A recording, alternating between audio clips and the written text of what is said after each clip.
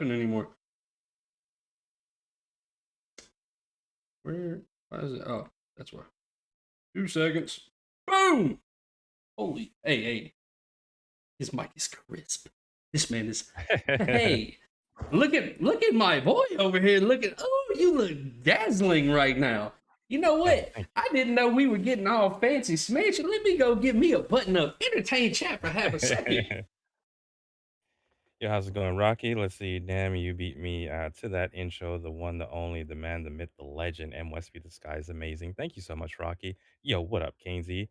How's it going? McDouble, Low Tone, you both looking good. Low Tone, where you been? I've been looking for you. I almost sent you a message right before this to see if you were able to make it. I'm gonna be lurking because I'm cooking for the old lady. All right, I shall let Right, him get out. know. Rocky bro, all dressed up. Damn, son, you're looking real good, Wes. Oh, thank you. Damn, my man came in a lady killer. Let me, uh, let me throw on you this. mean I just been looking for you, Loto. Boom. There we go. Now we official. Like, go ahead and blow the whistle because we official. I like it. It probably will come uh, off because it is hot as balls right now. Mr. Westby, first and foremost, I would like to say thank you so much for agreeing to come on here and hang out with us. It means the world to me personally. And I really think this is going to be a way that more people see the other sides of you as a not just a tech person, but as a streamer as well. So that is one thing that I really think is going to be amazing here. Looking like a sports commentator. Fuck you, Kenzie. You're not wrong. You're definitely not wrong. So, Mr. West, how are you doing today? You know, the way I like to start this off, I like to do a little mental health checkup on my good friends that come in. Mentally, I would like to say, how are you doing? I've been thinking about this because I know you like to ask this question.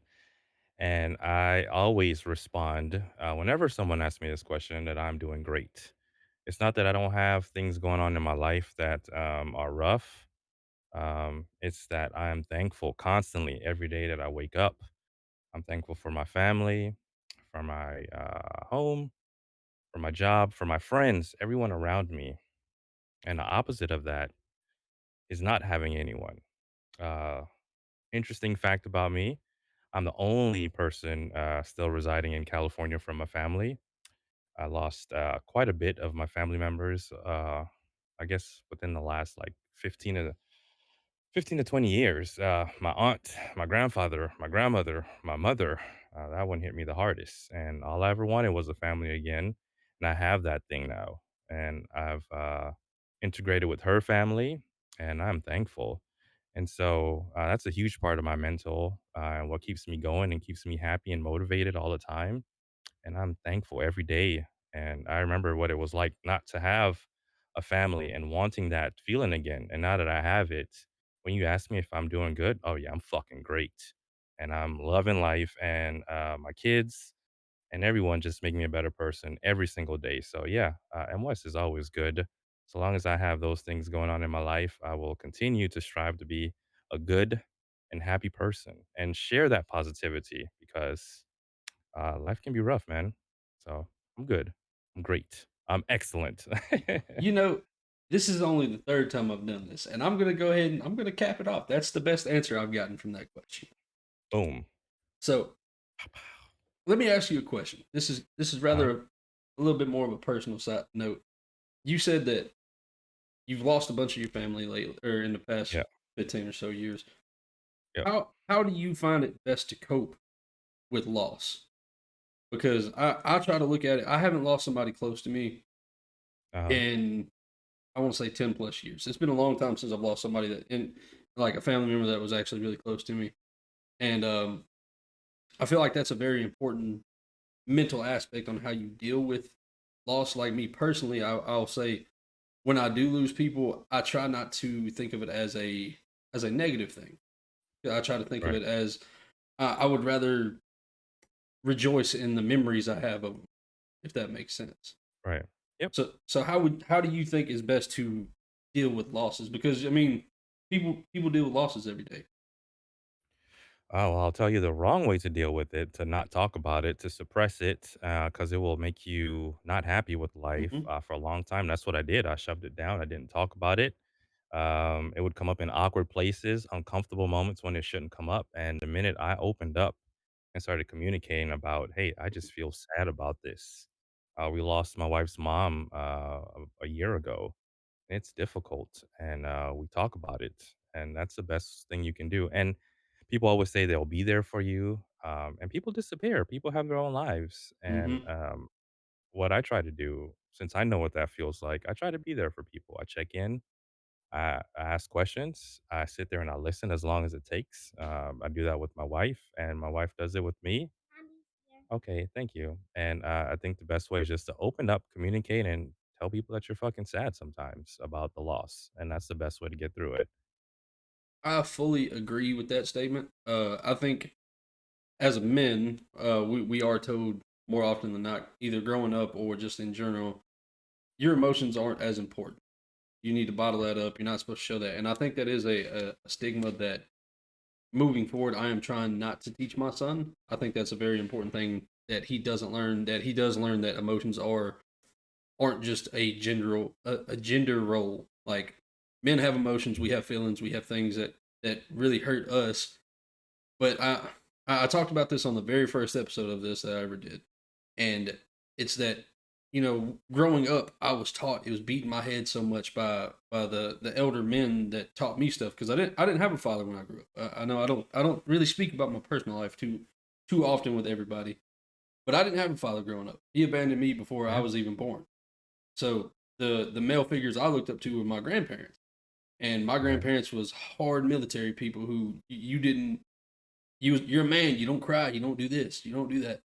You Right. scrape your knee or something, rub some dirt in it. You're all right. So that was how I was raised, and I don't see a problem with how I was raised. But as an adult, I do definitely deal with the traumas of my past and or traumas that are presently happening. I deal with them differently because I do bottle a lot of shit up, and I don't really talk it out with a lot of people. And I Mhm. can definitely see that being a problem with my mental state. It does weigh a heavy toll every once in a while. So I agree with you. I think talking things out is one of the best, and I would like to move forward in life trying to teach my son that talking to me about problems or talking to anybody really Yeah. can potentially be a really big factor in life. Yeah, 100% agree. I'm from Belize, and what you learn back there is mm, boys don't cry, and you got to be tough, and you don't do this and that. I was raised that way, but as I grow and get older and become more open to things, it's okay to have emotions, and Mhm. I talk stuff out with my son. Same thing with my daughter. I, teach them both. Cross train them in all the different dumb stuff that I have going on, make them both mow the lawn. I mean, so that's the journey of life, right? And same thing with streaming. The more you do it, the better you get at it. The more you learn, the more open you are, the more you're able to grow. And so, even though we were raised one way, we can definitely change the outcome for our kids by making sure that they understand that it's okay to be open and to have those conversations with them. I agree. Also, I'm gonna shout a couple people in the chat real quick to just join. Miyamo CG, How McDouble, and Sun BC. Y'all welcome in. Mad horny. Mad horny. It gladdens me to know that Odin Oh prepares for a yeah. feast. All right. This hero that comes into Valhalla So, to chat. implement his death. Sorry, Mr. West. His We're gonna have to hero pause for half a me. second. Right, that comes without apology. What happened? We got a sub, so that means I have to take a beat. So, Ooh, ooh. Don I have a bean with you. Huevos. Thank you for I the don't sub, have brother. I haven't opened up my nasty bean pack, but I'll eat a spicy one in your honor. Whatever one I Okay. grab first. Looks like Okay. a green one. Got you, bro. What is that? Jalapeno? Yeah. Do they smell spicy? All right, so this is either tutti fruity or Put the bean in your stinky mouth. socks. I'm working towards it. Calm down. Calm yourself. Don Deep in Huevos, your thank mouth. you. Shot time. Oh, yeah. I'll fix the shot time in just a minute. I forgot to turn it off. Don Huevos, thank you for the sub. This is for you. Um, Tutti frutti. cheers to the beans. I mean, Anthony, I just said I'm gonna turn it off Fluffy. because I look like Santa Claus. Yeah. What's up? Are you going to bed? Okay. Anthony, I will give you your points back. I don't have any shots right now. So I will do that in just a moment. 1 second. I'm sorry for the distraction, Mr. Mwestby.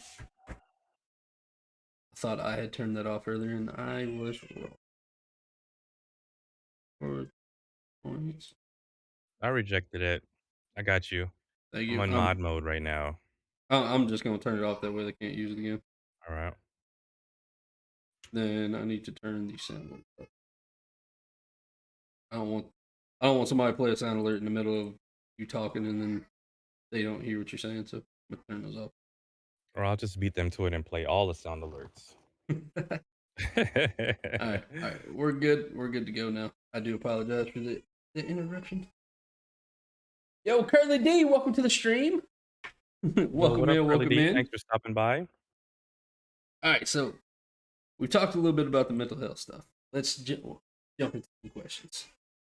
All right. All right, so I'm actually going to swap it up. This is usually the question I ask very last, but I'm going to ask you this first because I feel like this is Okay. going to determine a bunch of the other answers to the question. Mr. Westby, what is the ultimate goal that you have as a streamer / content creator? Well, I want to say one thing before I get into that. You hyped me up so much in the beginning, and your intro is so epic. I got nervous. I was like, who the hell is he talking about? Because that's not me. And I got scared. I was like, I need to walk out of this room for a second and catch my breath. So thank you for that warm welcome. And then to answer your question, what do I think is like my biggest, let's see, you sent me the list of questions. Yeah, it was the very last one. George, I'm not doing the Oni mask either because I have a dyed beard and What it's is going to bleed over onto that. what is my ultimate goal? Oh, that's easy. You ready? Yeah, You listening? we hearing it. 0. I have 0 goals, and I'll tell you why. It's interesting. I I feel like it's okay not to have a specific goal set out when you're streaming. I think it is important to take streaming seriously, to pursue it as best as you can to your ability, but not knowing what your goal is okay.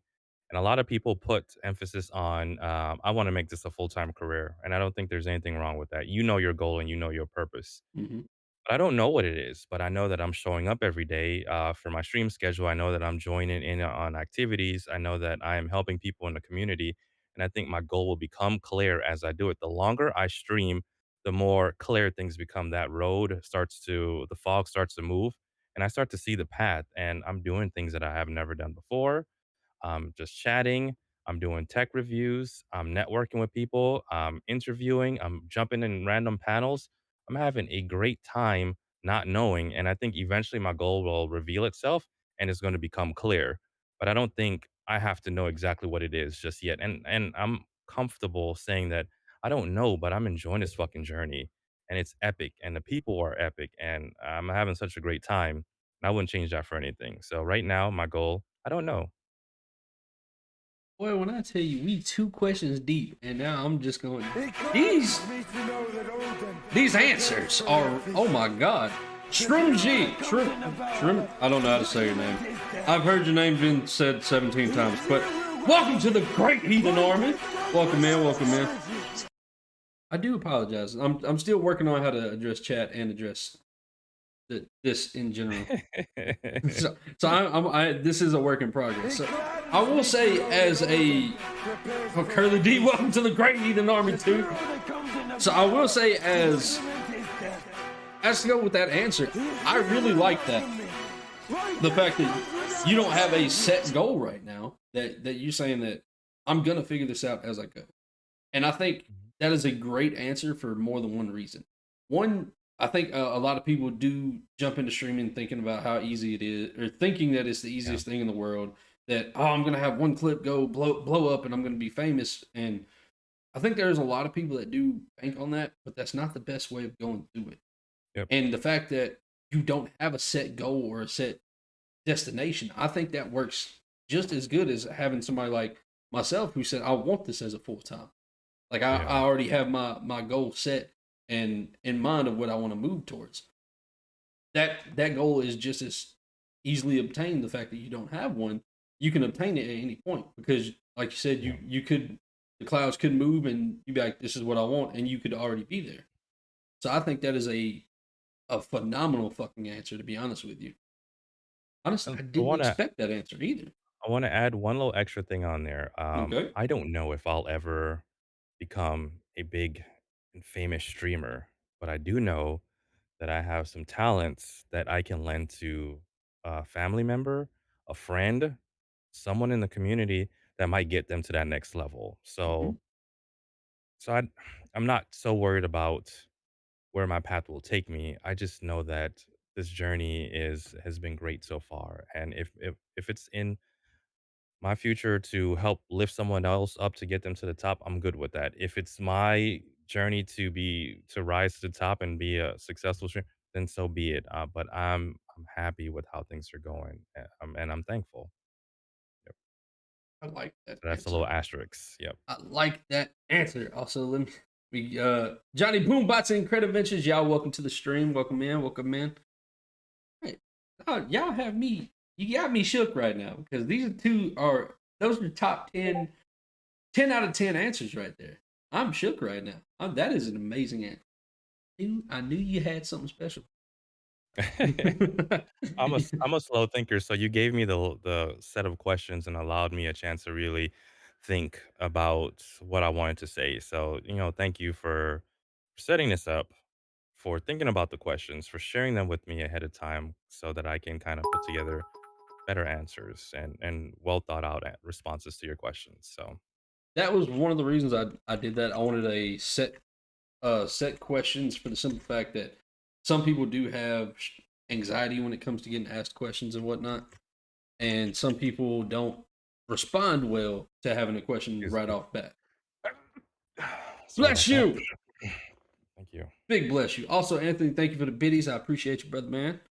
But yeah, that is go moving forward. When I first actually started reaching out to people about this, um, I felt personally that it would be best to have a list of questions to be able to Mhm. say, "Hey, just in case, here you go. I want to be able to give you this just so you can move forward." And maybe if there's a question that you don't find appropriate that you don't want to answer, Right. then I don't have to ask that. That was another thing. Like, oh my God, I'm so sorry. I'm terrible at this. I've done typed the wrong thing like 6 times. Sorry, but yeah. So like, I talked to one person who actually has backed out of doing this. I think they backed out about 2 weeks ago. I sent them a list of questions, and they told me that they didn't want to ask like there was like 7 or 8 questions on there. I think I only have like 15, and there was like 7 of them. There's like I'm not comfortable with answering these. I was just like, well, I understand that, but I mean, Right. I don't feel as any if any of my questions are super invasive or intrusive into anybody's Not at life. all. So I told him I was just like, I understand that if you don't want to answer that, that's fine. It'll just be a shorter interview, and they didn't like that. They wanted the 6 questions that was going to remain to take up a 4 hour time frame, and I was just like, I don't know how to do that. And they was just like, well, I just don't want to be on there. And I was like, all right, well, I mean, it's to me, if you want to be a part of this, also chat. This goes for y'all. If any of y'all would like to be a part of this, come on here and meet me in a different way, or get a community of people to meet you in a different light. Y'all are more than welcome to. Just here's the link to my Discord if y'all would like to join it and come and hang out. Shoot me a message and just be like, hey, I'd like to be on there, and then we'll talk about working out dates. I am trying to get more people on here. Just keep it moving forward, and yeah, that's the thing. Custom Tuna, welcome to the stream. So let's jump on to our next question, Mr. Westby. All right. All right. All right. All right. How do you, how do you as a person, um, receive content if somebody tells you that your content is bad? Like, how do you personally receive it when somebody tells you your content is poor? Um, not in a bad way. I don't care, right? So my understanding of A handful of people will love your content, a handful of people will hate your content, and another set won't care about it. Now, if it's someone in the community who I reach out to and they have feedback, I'll take that feedback and I'll try to enhance it. If it's just somebody trolling me, I'll ignore it. But what I will do is continue to make content. So this one could be shitty, this one could be shitty, but maybe that next one is fire. So I'm not gonna Mhm. let anyone deter me from making content or trying to do something that's funny, entertaining, helpful, motivational, any of those things. So I usually don't take negative stuff the wrong way. And I think if you're going to put yourself out on the internet, if you're going to stream, you have to have thick skin and be prepared for someone to say some rude shit to you sooner or later. It's coming for us all. Mhm. It's just, you know, what are you willing to allow to get underneath your skin? You could be trolled on stream. You can be trolled in by with the content that you make. So to me, I'm prepared for that, and I don't let it bother me, and I'll just keep doing what I'm doing. That's understandable. I do agree with the fact I just said the fact like 6 times, sorry. The fact that we are putting ourselves out there on the internet, Yeah. whether it be streaming us on TikTok or on YouTube, there are gonna be Mhm. people that just downright are out there just to talk shit to you, just to talk down on you and your content, and to try to get in your head, make you feel bad about yourself. Yep. Um, Me personally, I take all negativity with a grain of salt. Uh, I grew up dealing with a ton of negative stuff all the time, so negativity really doesn't bother me anymore. Uh, what I do enjoy seeing like the trolley comments. I do appreciate those because I've had a couple of new ones lately that have actually been pretty original that I haven't heard before, and I'm like, hey, bro, y'all hitting me with some original content. And I appreciate it. I find the humor in anything. Um, Personally, I will admit there are clips that I put out there that I'm like, this is just a clip to post. Right. Sometimes I don't look for the absolute best of the best clips to post all the time, and some people can think that that clip that I think is trash, and I just posted it just to have content out there. They might love it. And then you Yep. might have people that like I spend time editing a video, putting it out there, putting it together, and then putting it out there, and it get like one or two views. And it's like, damn, I really thought that was going to be the good one. But I don't know. As far as the negativity goes, I laugh it off, or I attempt to. Mhm. I don't let any of it get under my skin. I don't let any of it bother me in my personal life. Like I said, I just laugh it off because at the end of the day, if you're talking bad about my content, you're not supporting my content. So Right. why would I care about your negativity? At least that's one of Mhm. the ways I look at it. Now, You can like get that ass blocked. to Yeah. be honest with you, I don't have anybody on a block list. I don't block anybody. I want you. I want this. This is my thought process. I'm gonna let Mhm. you talk shit all you want, but remember that you talk shit when I was small and wasn't as good. And then one day, because I'm gonna make this a full time thing one day. One of these days, it's gonna fucking happen. And when I'm up there up No top hands. making it full time, I want Mhm. that same energy from you. I want you to be like, oh no, you still suck. Well, bitch, I'm doing it full time and you not. That's how I want to look at it. Like I don't talk Yeah. shit to people unless provoked. Um, Right. Except Keynesy, fuck him. Uh, Right? but yeah, so that's just how I Looking look at at you, it. can't see. Uh, Fucking Keynesy cut the fucking gibble, piece of shit. But yeah, so it's just one of those things. Like, especially with us content creators slash streamers, we're gonna have to deal with the negativity at some point. Right. It's gonna happen. It doesn't matter if you stream to one person or 200 people. Right. Somebody's gonna hate your content someday, and it's a fact of us doing all this. So it's just one Yep. of those. Fuck it. I laugh it off. I think is the best way to go about it. Yep. All right, so let's see. Moving on, Mr. West. This I think you're gonna have a really good answer. What is your favorite thing about being a streamer slash content creator? Um, let me see. Favorite thing. Um, I feel like it's multiple reasons that make me enjoy it. and I'm probably confused in the 2 questions, so I'm gonna try to save which one of those items for, I think, for another question. Okay. One of my favorite things is probably, the community, the friendships, the relationships. They mean a lot to me, and I'm having a blast doing this. As a content creator, sometimes I make people laugh, I brighten up someone's day, or I'll say something motivational to kinda keep them going and have them reflect on what they're doing. I think anytime you're able to get on stream and talk and laugh with people and, take their mind off of how things are going, it's one of my favorite things about being a content creator.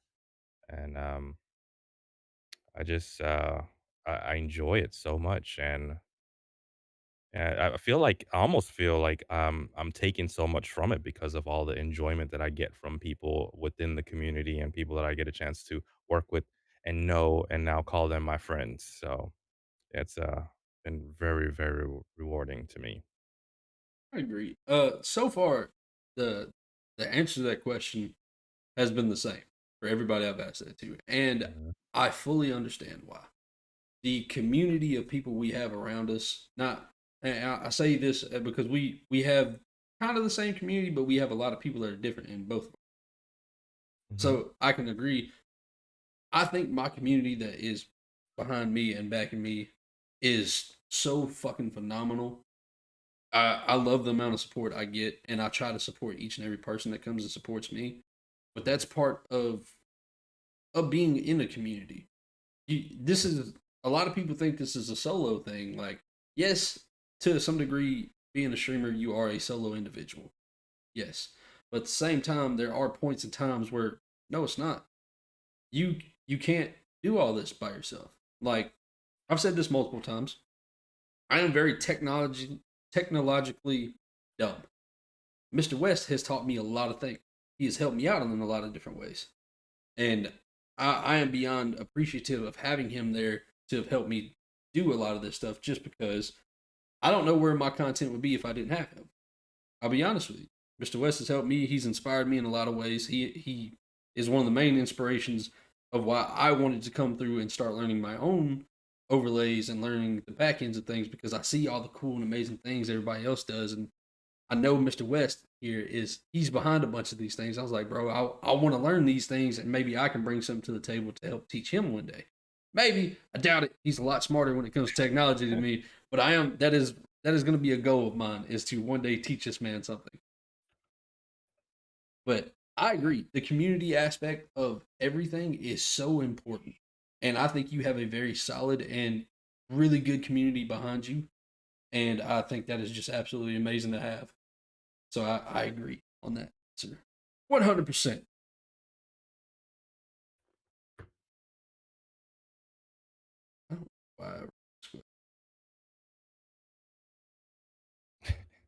I don't know why I just read it and I was like, what the fuck am I trying to say right here? Sorry, we're gonna skip that. It's the very first one, just as a hit. all right. I don't know what the fuck I was saying right there. All Shoot. right.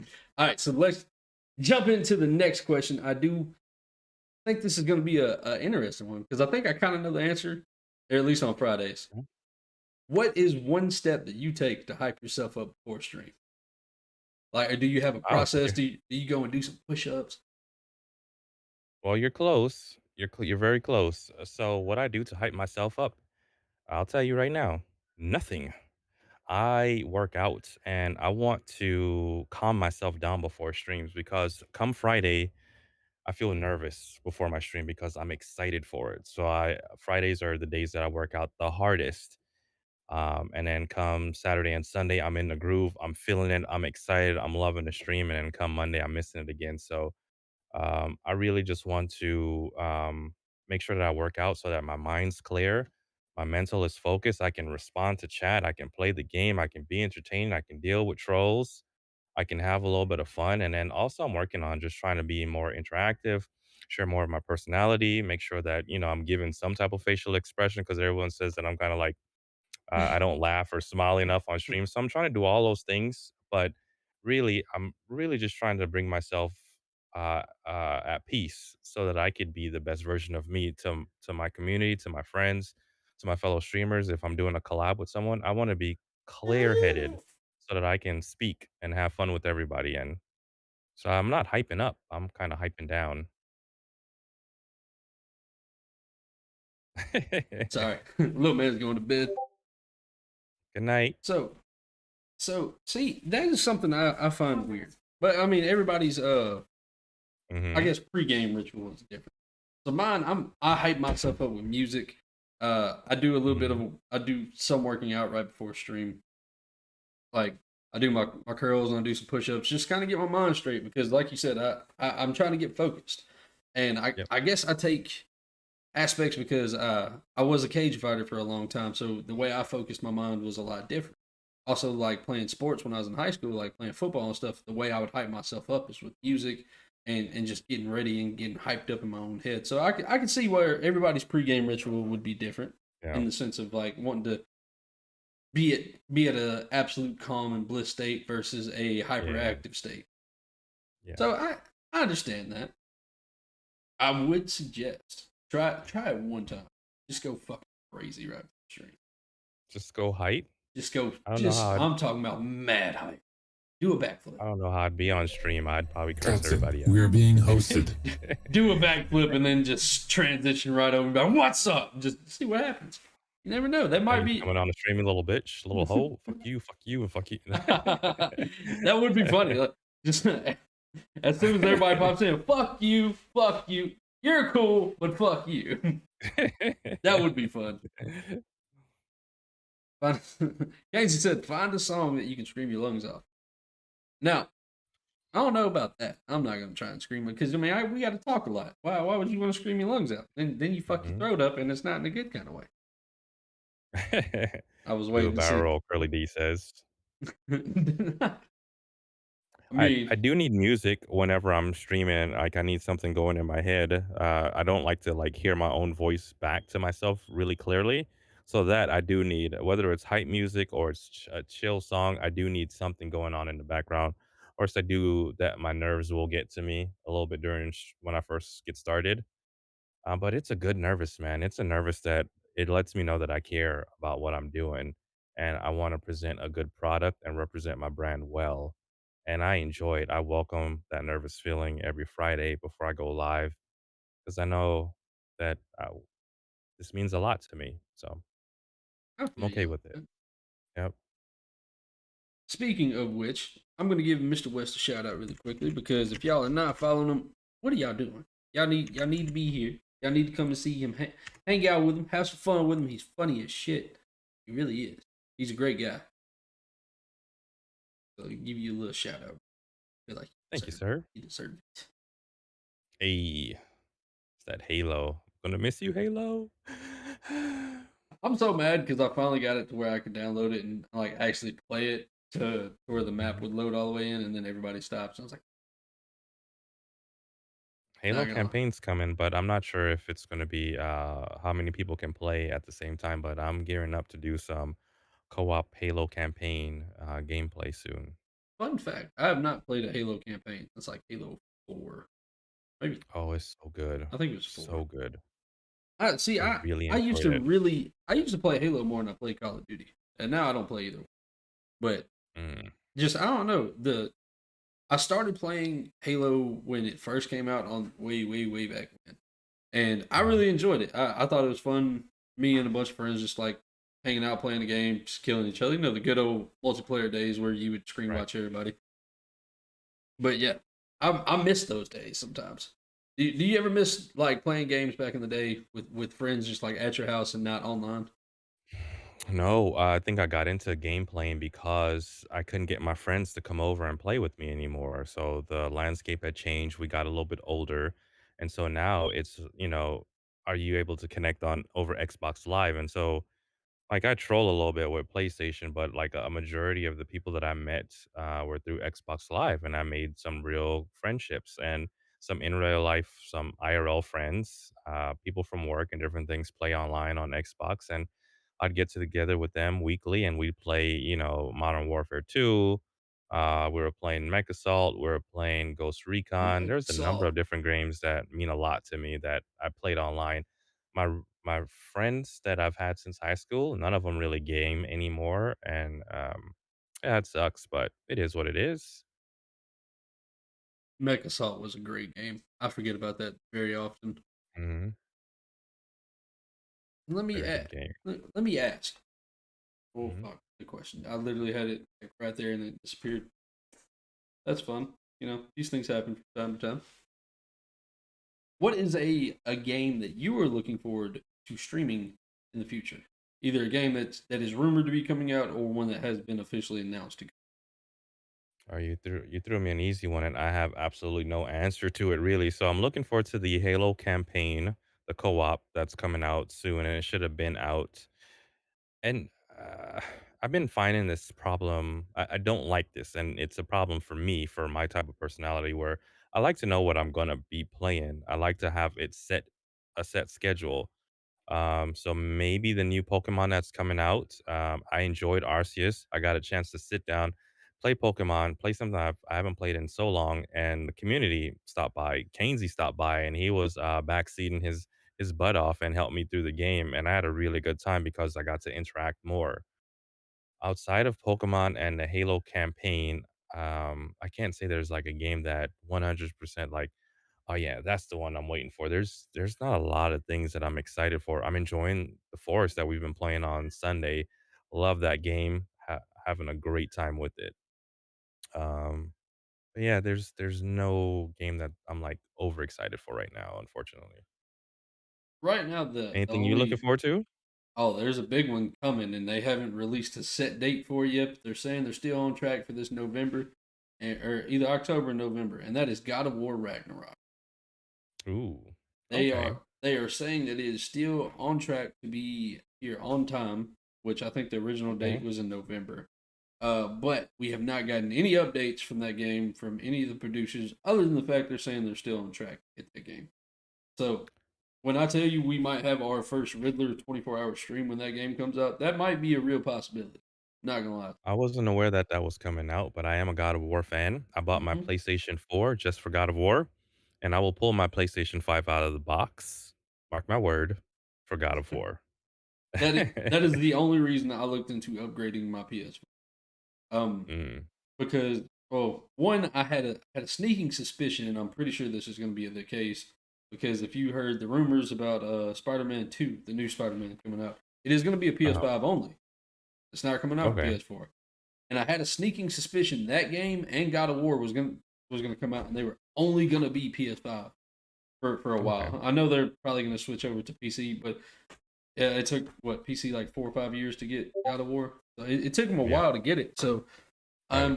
I am looking forward to God of War. That is the number one on my list right now. I don't know, but that is the number one thing I am looking forward to.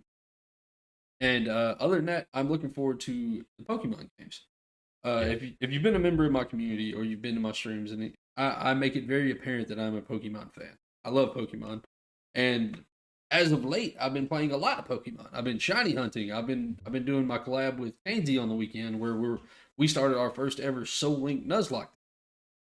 That is really a challenging way to play the game, and it's something fun and different than what we are both used mhm, to as Pokemon players. So that's really fun.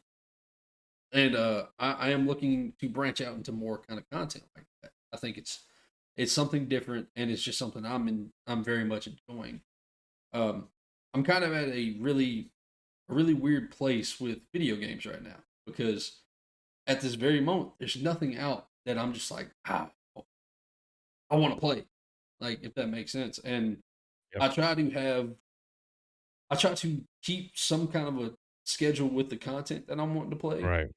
that makes sense. And Johnny Boombach, you shut the hell up saying Pokemon sucks. You're completely wrong there. you, you press the Pokemon button, leave me alone.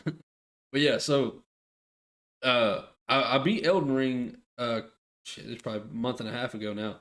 And I Nice, congrats, realized, man. thank you. I realized like there's not really any content or any games that I want to just play. And Right, I was like, part of me was like, I will do another Elden Ring playthrough and just go through and see how many deaths we can not rack up. And I was like, I just really am not want to do that.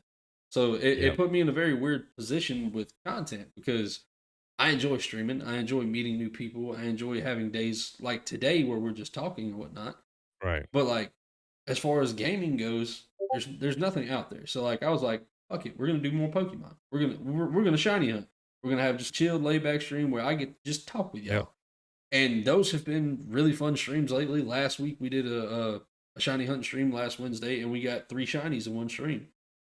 Nice. That was to me that's unheard of because I'm not a shiny hunter. It's something I've not really ever done before. So I'm enjoying the fact that I don't know what I'm doing on my content wise. Mhm. The only content I have that is 100% I know is happening are these interviews. Those are the only ones throughout the week that I know I'm going to be doing. I'm really enjoying these. These are a lot of fun. Yeah. All right, so let me jump back into another question. Mr. West, what made you interested in becoming a streamer? Um, I think it's probably um, I've been being creative since I was a kid.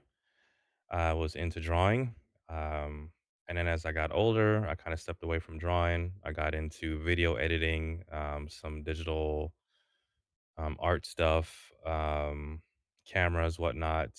Um, And then the video editing felt like an outlet for my creativity. So I would do different shows and things with friends. I would do editing for work, but it felt like it was filling up that hole for my creative side. Started doing woodworking and I could kind of create different things with wood. And then when the pandemic hit, I thought it would be a fun project for my son and myself to kind of stream since he's a sweaty game player and all the talents and everything that I've done. Kinda lent itself perfectly for streaming. So being into, videos and or video editing and having computers and, playing with applications and, all that stuff kinda just meshed itself really well, and so it felt so natural to kinda get into streaming, during the pandemic in a time where we were away from people, disconnected. I could feel connected by streaming and doing this fun thing that lent itself to all my talents, and so I felt like I found something that I could do some editing, do some type of digital design, where I could come online, where I can test my skill set, where I could learn new applications. So all these things kind of combine, and I've just been really enjoying streaming. And then I found people that I could help and lend a hand to. And I'm telling you, like I think this isn't one of your questions, but one of the greatest things that I get from streaming is every time I help somebody with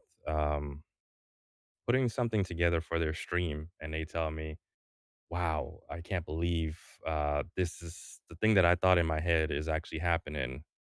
And I don't know. I feel like that's like one of my driving forces to continue to be a part of the community, to test my skill set. To all right, I'm gonna do this for myself, but I'm learning this, and then when this person needs this, how can I help them achieve that goal? And that's been really fun and really rewarding to me.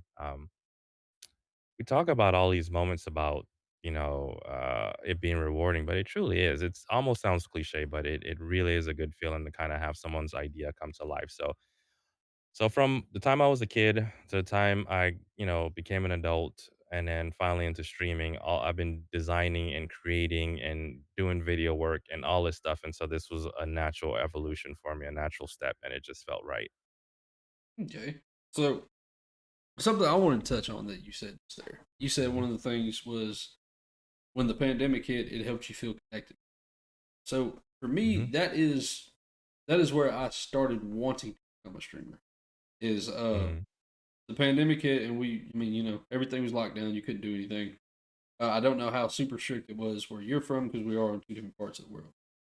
Hmm. So here they wasn't super strict. We were still allowed to do pretty much whatever we wanted to. Not gonna lie to you, Uh, but we did try to stay at the house more often than not, just because my wife was pregnant during that, and we didn't want to deal with all that shit. And the game that got me into wanting to be a streamer. I vividly remember the night that I said I want to do this. is I was playing Subnautica. I don't know if you ever played that game. It is Subnautica? yes. Subnautica is honestly it is the reason I wanted to become a streamer. I started playing it, and it's oddly it's really really grindy, and it doesn't give you any direction as to what the fuck you're supposed to do. It really doesn't. But I was sitting there, I was playing, and I was just like, man, this game would be fun just to have other people watching you and talking to you. I think this would be a lot of fun. And I remember it clear as day. If you've never played Subnautica, little spoiler alert, there are these things in there called Reaper Leviathans, and they are literally there just to scare the shit out of you when it's nighttime. Bro, can you back up for a second? Can you Yeah, tell them what Subnautica is? Is it a underwater horror game? yes, Subnautica is a Okay. underwater horror survival game. At that, yes, it is Oh, man. ridiculously, I've and never seen this game before. but I think you should play it. I think you'll enjoy it. I really do. I think you enjoy it. It is It really looks grindy. interesting. It is really grindy, but it's very rewarding if that makes sense. So there's these giant creatures that have four mandibles on their face. They kind of look like the predator's face. And I was playing, and there's a daytime and a nighttime cycle. So you're in water 98% of the game, and when it's nighttime, you can't see shit. Like I'm talking about, it is darker than dark. You have a flashlight, you might see 3 foot in front of your face. All you look for noises is what you hear. And I said, look, ignore that. You're hearing for noises. So I'm sitting there. I'm gonna use this controller as an example. I'm sitting here playing, having a good time. It's pitch black outside, and the Reapers usually have a giant roar they let out right before the game, or right before when you're in their area. Mhm. Pitch black, no roar. I'm just like, yep, I gotta get back to my base. I gotta craft some shit. And this Reaper out of nowhere snatches me up. I'm talking about, and I jumped and threw my controller like that. It scared me that fucking bad. I literally paused the game and just sat there for like 20 minutes trying to calm my heart down. That's how fucking scared I was in that moment. And I was like, bro, if somebody else would have seen that, they would have pissed themselves laughing. Uh, Uh, I have not played Subnautica on stream. I don't know if I ever will because, like, it's really repetitively grindy. Maybe one day. I did play Subnautica 2, Below Zero on stream, and I did Wow. not enjoy myself. And I have said this before that some people, or not some people, some games are really fun. Some games are really fun to stream. Not all games are both. So I can use Right. it as an example. I played Days Gone, probably about 2 months ago now. Love the game. I played it in my personal time. I really enjoy the game. I think it's fantastic. I did not enjoy playing it while we streamed. I was streaming What it, game? and Days Gone. Oh, Days Gone, okay. Yeah, it's a phenomenal game. It's an amazing game. I'm not talking bad about it at all, but I did not enjoy playing it and streaming at the same time because that is one of those games that it takes so much of your attention at every point. It's hard to keep up with chat. And Mm, I am more of, or at least one of the things I'm trying to better myself in is being able to communicate with chat. Is because right, I would rather be here and more focused on everybody in chat rather than my game. The game's always going to be there. People in my chat might not always. I would rather focus on that. right. So I was playing it, and I was halfway through the game, or not even halfway. I was halfway through a stream one day. And I was just like, chat, I don't want to play this no more. We're gonna swap it up, and we did. That that's one of the reasons I quit playing Call of Duty on stream as well because one Yeah. I really started hating Call of Duty in general. I only play Call of Duty if somebody messaged me and say, "Hey man, will you jump on?" I bet, but I hate playing Call of Duty just in general now, and I think that could be seen while I was playing, and I didn't enjoy people being able to see me not enjoying what I'm streaming because I'm supposed to be having a good time. I'm supposed to be having fun Right. doing this, and one thing a lot of people probably don't understand is the fact that you can be seen not having fun during your content. It's a noticeable thing. Yep. So that's just one of the things in general. I try to always make sure whatever I'm playing, I'm having fun with. I like being transparent with the community, let them all know everything. West, I don't think I have the exclamation clip thing on my stuff. I don't think I have that set up. We'll set something up for you. The game that I started playing or streaming first was Destiny. So there's clips where I'm streaming directly from the console, I where I'm remember the hunched over. Destiny The room is days. dark. The room is blue. You can't see me. But I was having fun. My buddy Villa plays with me. I'm from a huge Destiny clan, and they still play. I still see them online playing, grinding it out daily. I do miss Destiny. It was one of my favorite games. I played for like 7 years straight, nonstop. And once I started streaming, I found out about all these other wonderful games that I have been missing out on. And I'm I'm I'm glad I'm not underneath the Destiny umbrella anymore, and I've branched out and I'm playing other fun things. I do miss it sometimes, but it is a hard game to stream. Uh, either you have either you have to be a big Destiny creator, or if I don't know if you're a small Destiny streamer, and it takes so much of your attention, kind of like a Call of Duty. It's kind of hard to chat and play that game. So Hmm? I do miss it, and I could play offline. But whenever you see me streaming, that is my time to actually play games. Those are my designated. So I don't play like if Monday through Thursday, I'm not really playing games. When you see me play Friday, Saturday, and Sunday, that's when I'm actually gaming. So I do miss it, but I'm having fun with all other stuff that I've been playing. Speaking of that, I'm very glad that I finally got out of the Call of Duty umbrella, as you like to say. Yeah. Um, Expanding content is something that I've been really trying to work on lately, and getting away from something like that and playing games that I normally wouldn't. So like that's where my Hmm. Friday Night Fright idea came from. Is Yeah. I don't typically like horror games. It's not because I get scared or whatnot. I just never enjoy playing horror games. It's just never been something I would enjoy. So I was like, this gives me an idea. Every Friday we're gonna play a horror game. Let's have some fun with it. And I have so Yep. far. I've played I think 5 horror games on stream, and I've Hmm. enjoyed every single one of them. I've enjoyed that Mm. time of just hanging out and trying something different, something I would never normally play in my own personal. So that's where that idea came from, and I thought it's worked out so far for me. I really enjoyed it. Hmm. I haven't found a game that I've played and was like, I shouldn't have played that yet. There's one game that was kind of like that, but it was just I didn't know what I was doing, and then I figured it out. I was like, actually, this game's pretty fucking fun. All right, so we're gonna jump You could all. into. Oh wait, good. I was gonna say you could join us for the forest. That's a great game. It's a I great actually have plans on buying that game this week. Let's go. I had I had somebody that was supposed to collab with me on that like 6 months ago, Mhm. and our schedules just never kind of link up to where we can. And when they Gotcha. do, other things tend to happen. So I have wanted to play that for a while because Sons of the Forest is Okay. coming out in October, I think, and Oh, really? I think it's October. I might be wrong. I have Ooh, seen the updates that it is okay. actually coming together. I do want to play that. All Well, I'm excited for that. Mark that down. That's 3 games I'm looking forward to. right. All right. So let's moving on to the next question. What do you personally think is the hardest part about being a streamer? Time. Time. I put that one in all caps. Time is the hardest thing, right? You only have so much time in a day to stream, to make content, to collaborate with people, to set things up. Uh, Time gets away from you really quickly. Mm, So if anyone doesn't know me, that has joined the stream, I'm a dad, I'm a husband, I work full time, homeowner, I have pets, enjoy working out, and so most of my time is taken up with those things.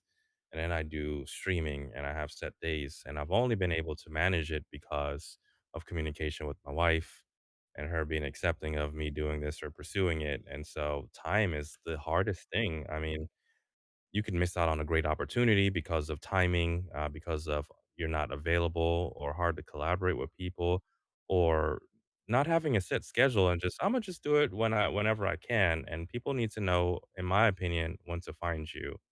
Um, so time is hard. Time is very, very difficult and very short and very important. I think as a streamer. I can agree with. one thing you you said, and I think this is a added level of difficulty, especially for the both of us. We both work Mhm, full time. We're both fathers. We both have pets, and mhm. we both have a wife. So that is an extra level of difficulty I got to 2 wives. I'm just saying. What? I'm just kidding, just kidding. I don't wanna get canceled, I'm just let's playing. say somebody clip 2 that wi and send it to his wife. She's gonna No, come in no, here with a please beer don't. bottle. Imma get in She's gonna trouble go. talking shit on here. She's gonna go upside his head on stream. But yeah, so like that is an added level of difficulty that I think a lot of people are take for granted, especially people who like single people who can literally just stream 7 days a week and no issues at all. So having that level of communication with the wife is extremely important. I know I won't say me and my wife have gotten into arguments about it, but when I Mhm, first set my schedule before I had a set yeah. schedule, I set my schedule and I told her it's like these are the days that I'm streaming. It gladdens me to know that Odin Yeah, what's prepares up? for a feast. This hero that comes into And Valhalla it's does not my walk wife. alone. Yeah. That's His right, fear mom. will welcome me. My death comes without apology. Right. I'll have Cool another bean. spicy bean with you. All I'm right. a good sport. Let's say, can I get a damn bean, please? Ah, I got him. Let's say, speaking of, my wife is the one that subbed. Thank you for that sub. Welcome to the horde. Welcome, man. So I got a old bandage or pomegranate, and before Mr. West yells at me, I'll eat it and then continue with the story. Yippity. Pomegranate, I'll take it. Bean in Put the bean in your mouth. West said you're gonna steal his girlfriend he doesn't have yet. Man, I was looking at you like, you know, Mr. Your girlfriend. So 3 songs out here. to steal your girl. You kind of dress like him right now, actually. Well, I'm wearing my stream colors, so I got the pink and the blue sweater. So I don't all the think colors that make up my background and my scenes and everything. I I think I wanted to come only correct own for one your. thing that's actually purple. Those are my stream colors. Purple, Mm, purple, black, and red, which they don't go together, but they work for me. yep. But yeah, so when I first set my schedule to the schedule I have right now, there was a little bit of I want to say conflict, but it was one of those. She would set things up and be like, I can't. I got to stream. Can't do it. I got to Yep. stream Yep. because I did realize I don't remember exactly who I talked to about it, but I had kind of an epiphany. I said I didn't have a set schedule, and I was talking to him. I was like, I need to set this. I need these days to be my exact days, and it Yep. was because I want to make this full time. And my Yep. idea behind it was I can't be full time if I don't have if people don't know exactly when I'm going to go live. Yep. And so I sat down and I was like, I don't want to stream 7 days a week. I want to be able to take a break. So my idea was Monday, Wednesday, and Friday. That left me with a day in between, and then Saturday, and then I'd have the whole day off. Sunday. That was my idea, and Nice. I think personally it works really good for me. There are some times when it there's other things that are scheduled, and I do miss out on some things. It's Okay. unfortunate, but I am trying to make this a full time thing, and I feel like if I'm very lenient with my schedule, I won't Hmm. ever reach that next step. So Gotcha. I think setting the schedule is very important, and the fact that my wife does support me doing this is a huge thing, and it does Yep. mean a lot. Because I have had friends that I've talked to in personal, like in not IRL, but just like personally spoken with, and they don't have that Hmm. supportive significant other, and you can see that it'll drain them because like you don't ever know when they're gonna be able to do this, and when they was going live, Right. they were arguing on camera, or not like fighting and whatnot, but they was just like, I'm doing Right. this, let me do this, and Right. I think the fact having that solid amount of support is very significant in just being able to have a mental break from things, like Yep. not being as mentally stressed. All right, let's see. All right, so let's go with the counter to that question. What do you find to be the easiest part about streaming?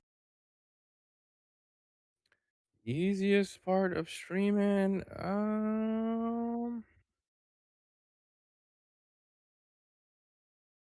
Thought I had something. Oh, I'm looking at. Uh, He's like, I had this row down. I know I did.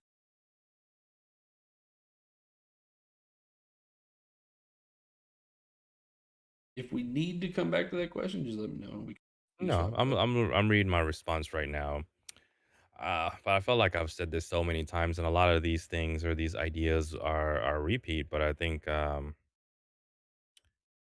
what's the easiest part about streaming? Um,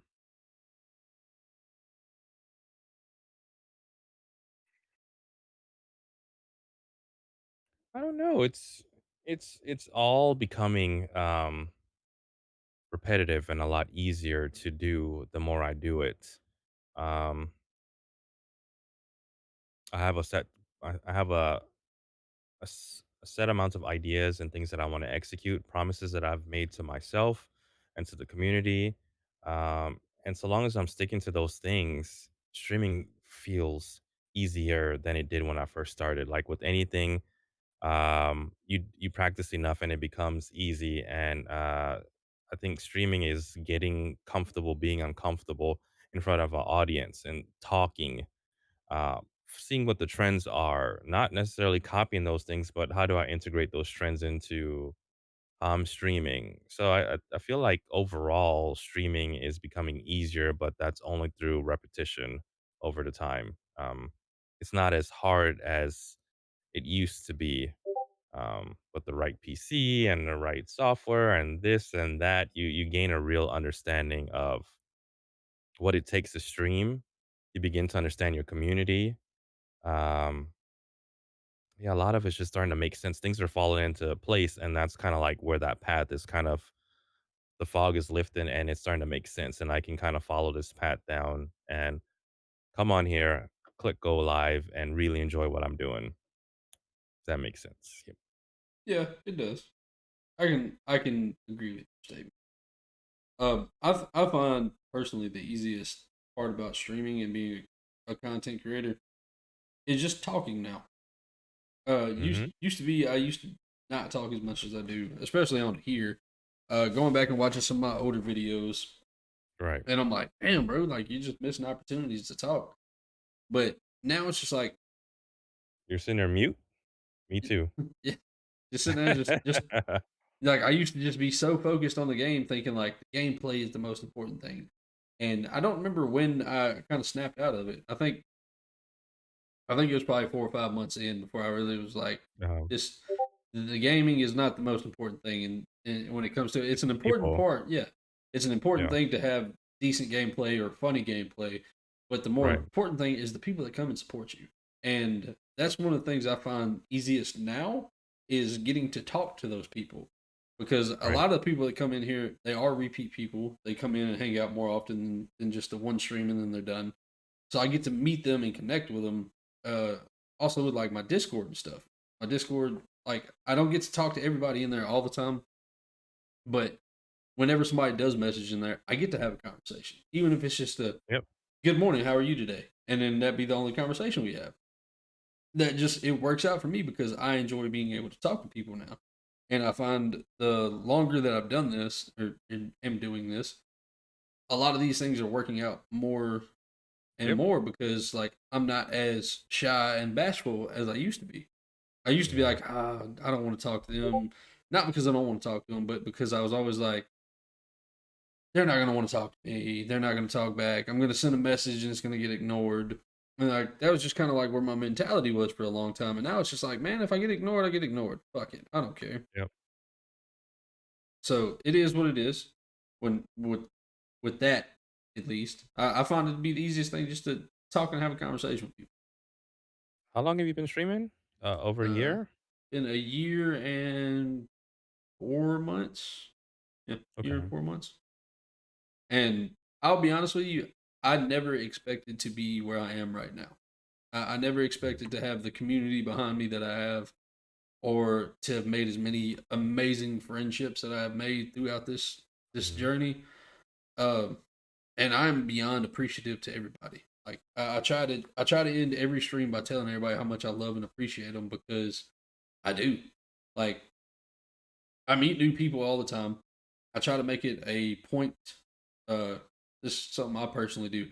I try to make it a point at least once a week, sometimes twice, to go onto stream, click on a random game, somebody I've never heard of before and never met, Mm, and just try to talk, just have a conversation with them. I don't try to spam them with my Discord link or be like, "Ah, I'm a streamer, come see me." I don't care. right. I've had so many conversations with some really great and amazing people, and never seen them in my stream, and I'm okay with that. But you never know. Like I don't know if you had this feeling when you was just starting off, but like before I hit affiliate, trying to get somebody in here to talk.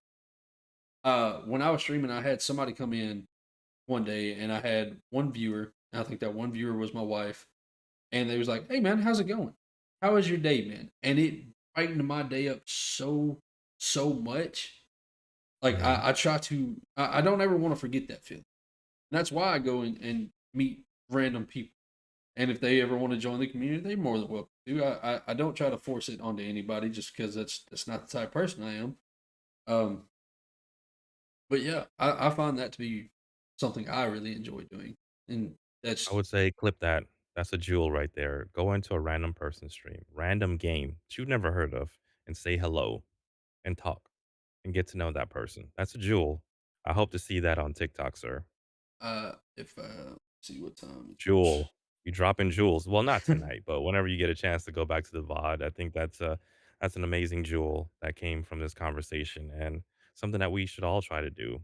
Just go say hello. I was writing down what time, like time frame that way. I don't have a stream Mhm. marker on here.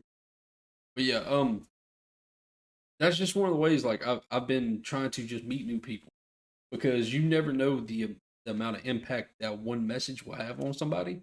Yep. And that is another reason. Like if y'all are a member of the Discord, that's why you see in the mornings I have those positive messages, and I try to Yep. spread as much positivity as possible. Just for some fact, you never know what level of an impact that is going to have on somebody.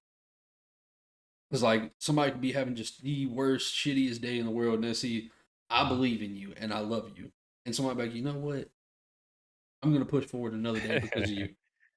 Bet. Yep. Yeah, and the reason I say that is I've told this story more than once, and I've had somebody in one of the bigger discords that I'm a part of. Mhm. They had a safe place spot in their Discord to where if somebody was just feeling really down, and Okay. you could go there and talk. And I'm a moderator in that Discord, and I saw somebody their message was, "I'm really thinking about ending it." I messaged them Oh, individually, wow. like directly. I sent them a message. I was like, "Don't do it. Listen, me and you, we can talk. It doesn't matter how long we got to talk for until you get some help or until you just get everything out. We're here." Right. I talked to this man for 3.5 hours, Oh, convinced damn. him, yeah, I was at work. Like I stopped everything I was doing for this man because I wanted to make sure that he was okay. And I talked to him for about 3.5 hours and convinced him to call somebody to get some help.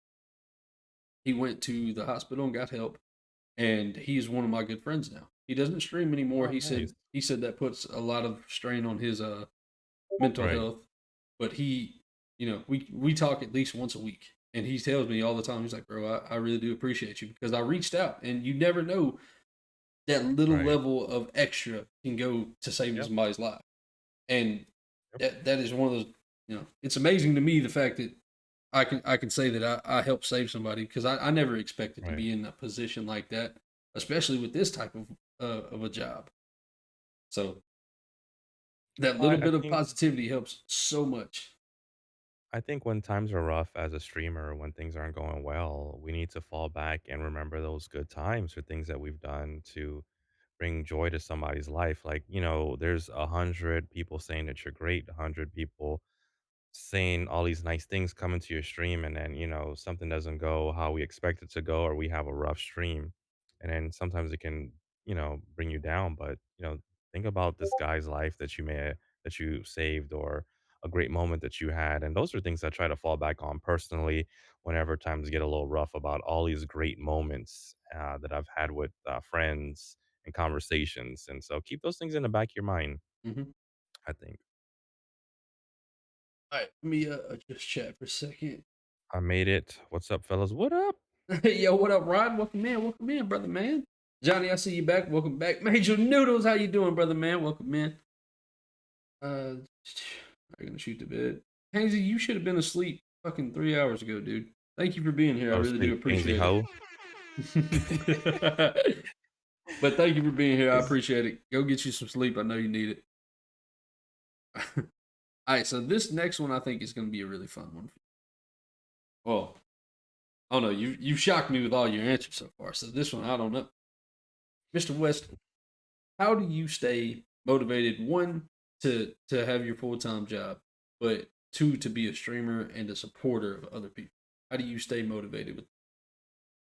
I think we touched on that early on, but I'll talk about it again. It's just knowing what the other side is like, not having all these blessings, my family and my job.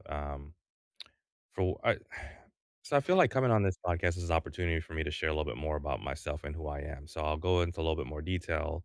So for work, I'm a senior financial systems analyst. That means I look at data reporting, I create specialized reporting, I analyze metrics, I do all that stuff, and I actually enjoy what I do. I never thought that I would have the job that I have, and I have freedom, I have flexibility, I work from home. At work, there's a large gym and just a bunch of other great perks that come along with it. So, how do I stay motivated?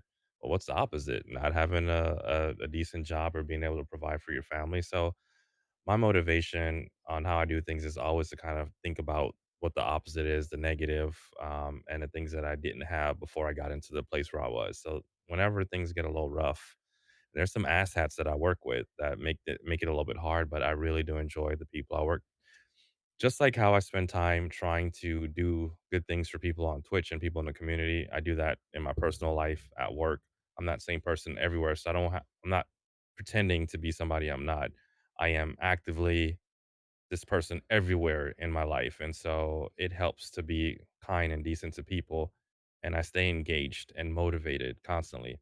And when it comes to streaming, same thing. um, I enjoy the community, what I'm doing, the friendships that I made, the games that I'm playing. Man, there's been some nights where I'm playing games and I just have like the heartiest laugh, and I think about it like, man, that shit was funny and I had such a great time. Or talking shit to Wes or something silly with Johnny. He just posted something on TikTok and I was like, man, I forgot I was talking shit to Johnny about sleeping. I mean, over the year, it's been so many crazy memories and just fun things that I do. I mean, so how do I stay motivated? I think it's easy. Just keep enjoying life because I don't want this to end. And there's been too many great things that have happened to me. So, Okay, that's a so solid fucking answer. And you touched on it for half a second. You said that this podcast is a way for you to more let yeah. people know who you really are, another side of you. Hmm. That's another reason that I would like to do this because we all have a different persona. We have a different person that we are off stream. I will admit, I am the exact same person, if not more of an asshole off stream. But like I tell everybody that knows me in real life, I am the nicest asshole you'll ever meet, and I mean Yeah. that. I really am. I'm the nicest person in the world until you cross me. Once I'm crossed, it's like, okay, well, you did it to yourself. I just want you to know that this is what's happening now. Yeah. But I don't ever think the only difference is like going off on people Yeah. off stream. And I'm gonna preface this by saying I don't just go around cussing people. I will go off on people if, like, at work, for example, if my supervisor comes up to me and tells me to go do something, but I know it's one, not my job, or two, it's something that my supervisor wouldn't do himself. I'll be like, no, I'm not fucking doing that, and I let my supervisor know that. I do like, uh, our supervisor is very. I don't know the best terminology to use. He's a dick. All right, just let's just do that. and he'll tell you to go do stuff that he knows is not my job. He'll be like, "I need you to go do that." I'm like, "I'm not doing that." And then he'll look at me like I'm crazy because I said I'm not doing it. I'm like, I Mhm. fucking mean it. I'm not going to do that. One, it's not my job. Two, I'm not gonna do something that you wouldn't personally go and do as a supervisor. So why the hell do you expect me? That's the only persona of myself that I don't bring on the stream. I don't go off on people on here. Like I make jokes with everybody. It's just, it's what I do. I like having fun. But I'm the exact same person. But you might be a completely different person. Everybody has different situations and how they deal with streaming and have uh personas. Like you see some people like Dr. Disrespect. He's a perfect example. He's not walking around all day, every day as Dr. Disrespect, being that total asshole to everybody. One, I think he's fucking hilarious, but a lot of people don't like him. But he Right. plays a character. He has a role he plays while he does his streaming and his content creating. And a lot of people try to emulate it and fail. Some people emulate it and make another big leap in their like career. So it Right. works for some people and it doesn't work for some people. It with streaming in particularly, a lot of this is trial and error. Yep. So like I could be doing these interviews. I don't personally ever look at my numbers while I stream. I find it affects me too much to know how good or how bad I am doing. So I don't pay attention to it. And I find relief in that because I'll see my stream summary and be like, damn, I did really good. I'm like, oh, well, it could be a miss. So like you never know until or at least Right. I don't know how good I'm doing until the end of stream and if I did any good. And then say I did really poorly on the stream. Let's say my average was like 2 people. And I was like, okay, well, maybe this is something people don't like. But if I truly enjoy doing it, I'm going to keep doing it because the Right. numbers at the end of the day don't matter to me. They matter to a degree because I want to be full time, but I'm still at that point where I'm not averaging 60, 70 people and having a dip from 60 and 70 to 2 people matter. But, I'm going to focus on those 2 people that are here regardless. Right. That's my ideology of how I see it. If I have 50 people in here, all 50 of those people that are talking and communicating with me are getting the same amount of energy from me. And if those 50 people disappear and only have 2 people in here, those 2 people are still getting my same attention while I'm streaming. Is it going to affect me after stream? Maybe. I don't know. I can't honestly answer that. But I want to make sure everybody who comes here feels like family. That is my ultimate goal with streaming and moving forward. I want everybody here to be like, he's a good guy. I enjoy Mhm. being able to just have a conversation with him. I can go there and I can just de-stress and just sit back and enjoy content or have a solid conversation with him.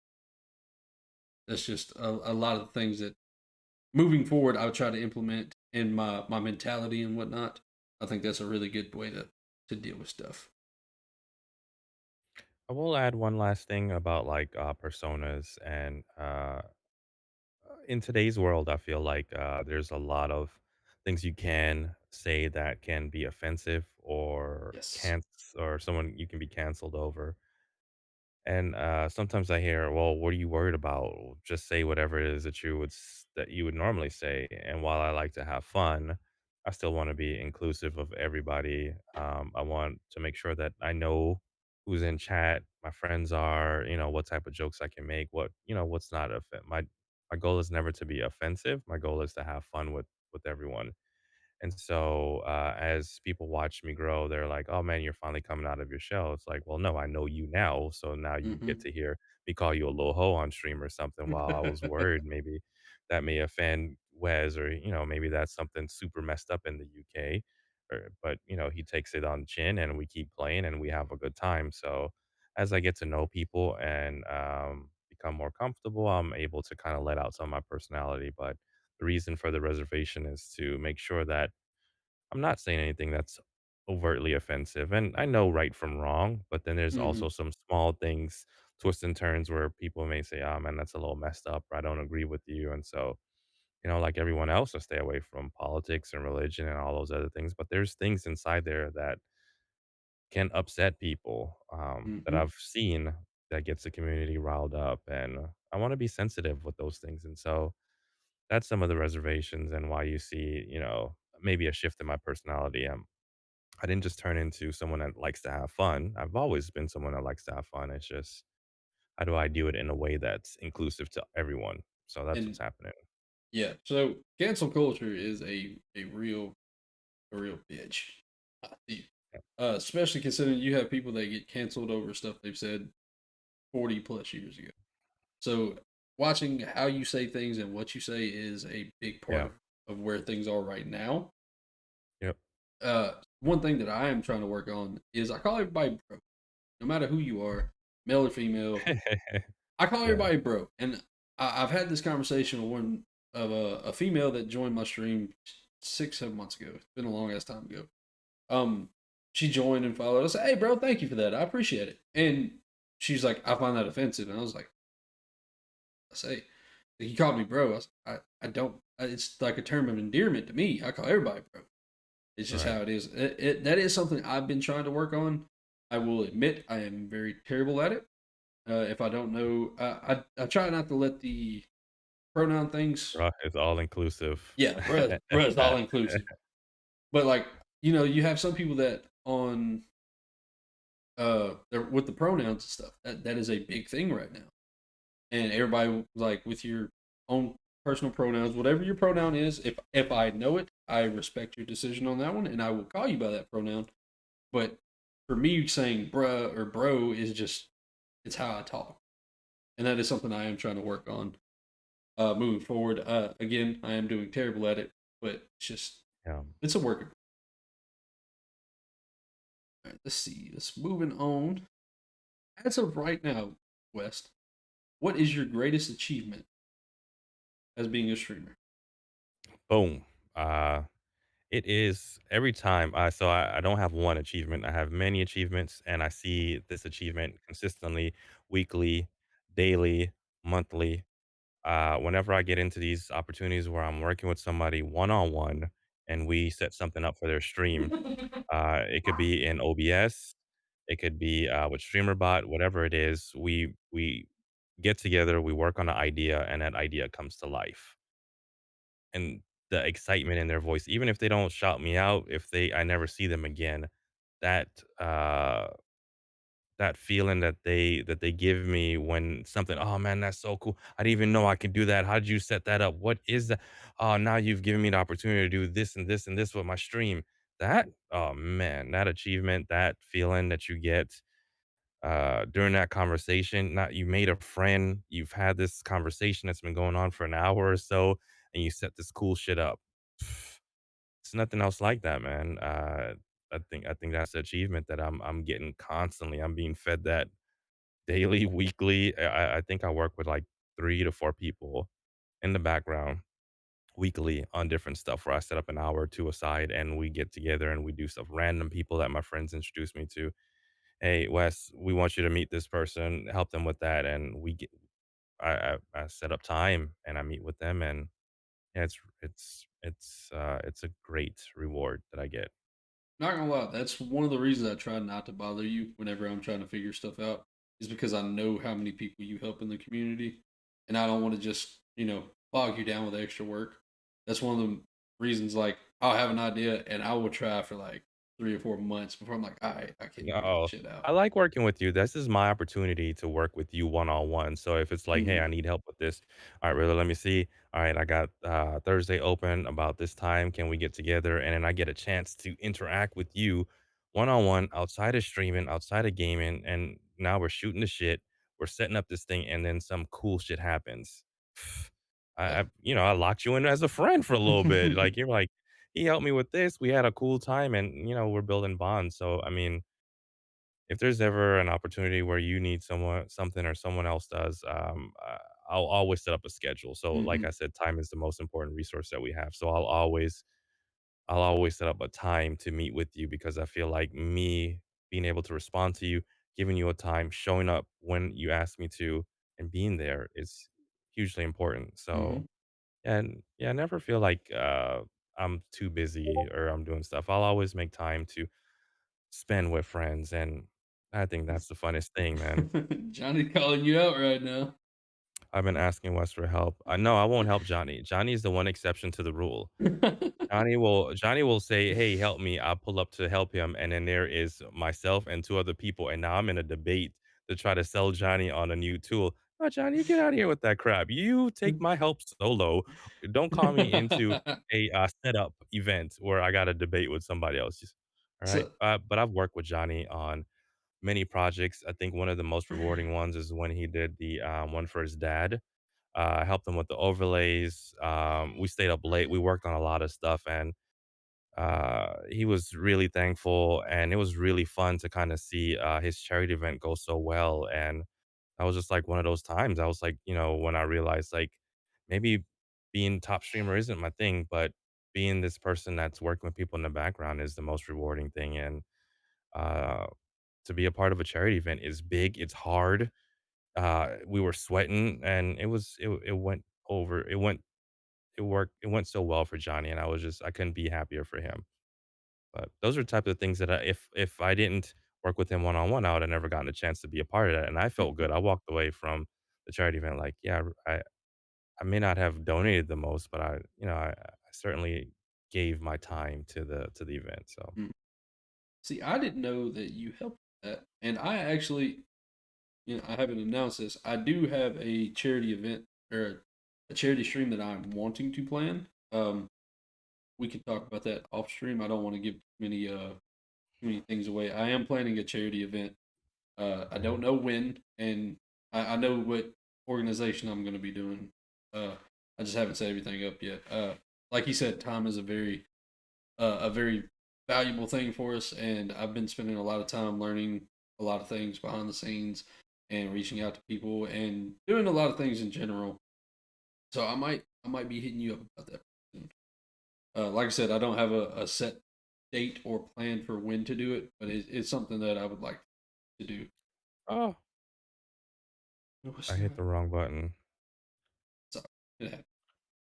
Um, actually, we do Mr. Boombots. I don't know if he did reach out to you. I forgot to about helping me set up some things with StreamerBot. He had an idea that it could work with Triggerfire, but he said all the things he had ideas for would work with StreamerBot.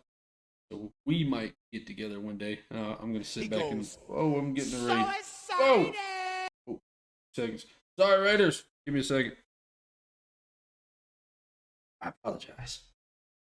Yo, what's up, Raiders? Welcome in. I am the Riddler 1370. I am Twitch's favorite Viking in the making. Haven't quite made it to the number one slot yet, but I will one day. Welcome in. Hey, yo, Luca. What's good, brother, man? Big dog girth. Rich Bar, thank you for that. Got you a shout out. Rich Bar, how was your stream and what did you stream? Let me know. How are y'all doing today? Welcome in. I'm a variety streamer. I play a variety of things, and tonight you caught me doing an interview with my good friend, Mr. Mwestby. Mr. West, can you give yourself a shout out too in case anybody in here would like to check you out and follow you?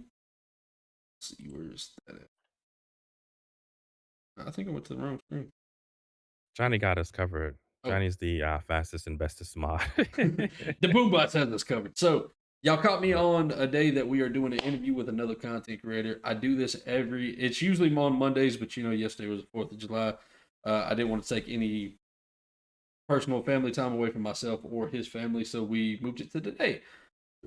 But yeah, if any of y'all would ever like to be a part of this, y'all are more than welcome. Reach out to me, shoot me a message, and y'all could potentially, sorry, had a burp. Y'all could potentially be the next person up here and getting to know, getting to meet and hang out with new people. Thank A dress y'all. shirt is required for the interview. Just saying, I'm setting new trends right here. He's I was lying. like, "Don't start that." You can wear Don't pasties. It's okay. I dyed the beard today. Pace is an option? In. Yeah, yeah. Sure, required. Ain't yeah. Johnny So said, "I ain't doing it." you can legit wear whatever you want. I don't care. Rich Bar, I dyed the beard today. It is one of my sub goals. If you'll look down at the bottom right there, every time we hit 20 subs, whoever's the 20th sub gets to pick what color my beard is. So last week we hit the goal, and it was right before all the sub goals reset, and they picked white. So I'll have a stone white beard for the rest of this week. And if we end up hitting 20 subs before the end of the week, you'll get to pick out the next color. Let's see. What about no shirt? Unfortunately, Twitch will not allow me to let you be on here shirtless. So if you would like to wear the pasties, wear the pasties. Dress shirt is not required by any means. I promise it's not. Mr. West made me go break out the polo today. I was rocking just straight up my normal tank top like normal. Bikini top is allowed. Yeah, yeah, yeah.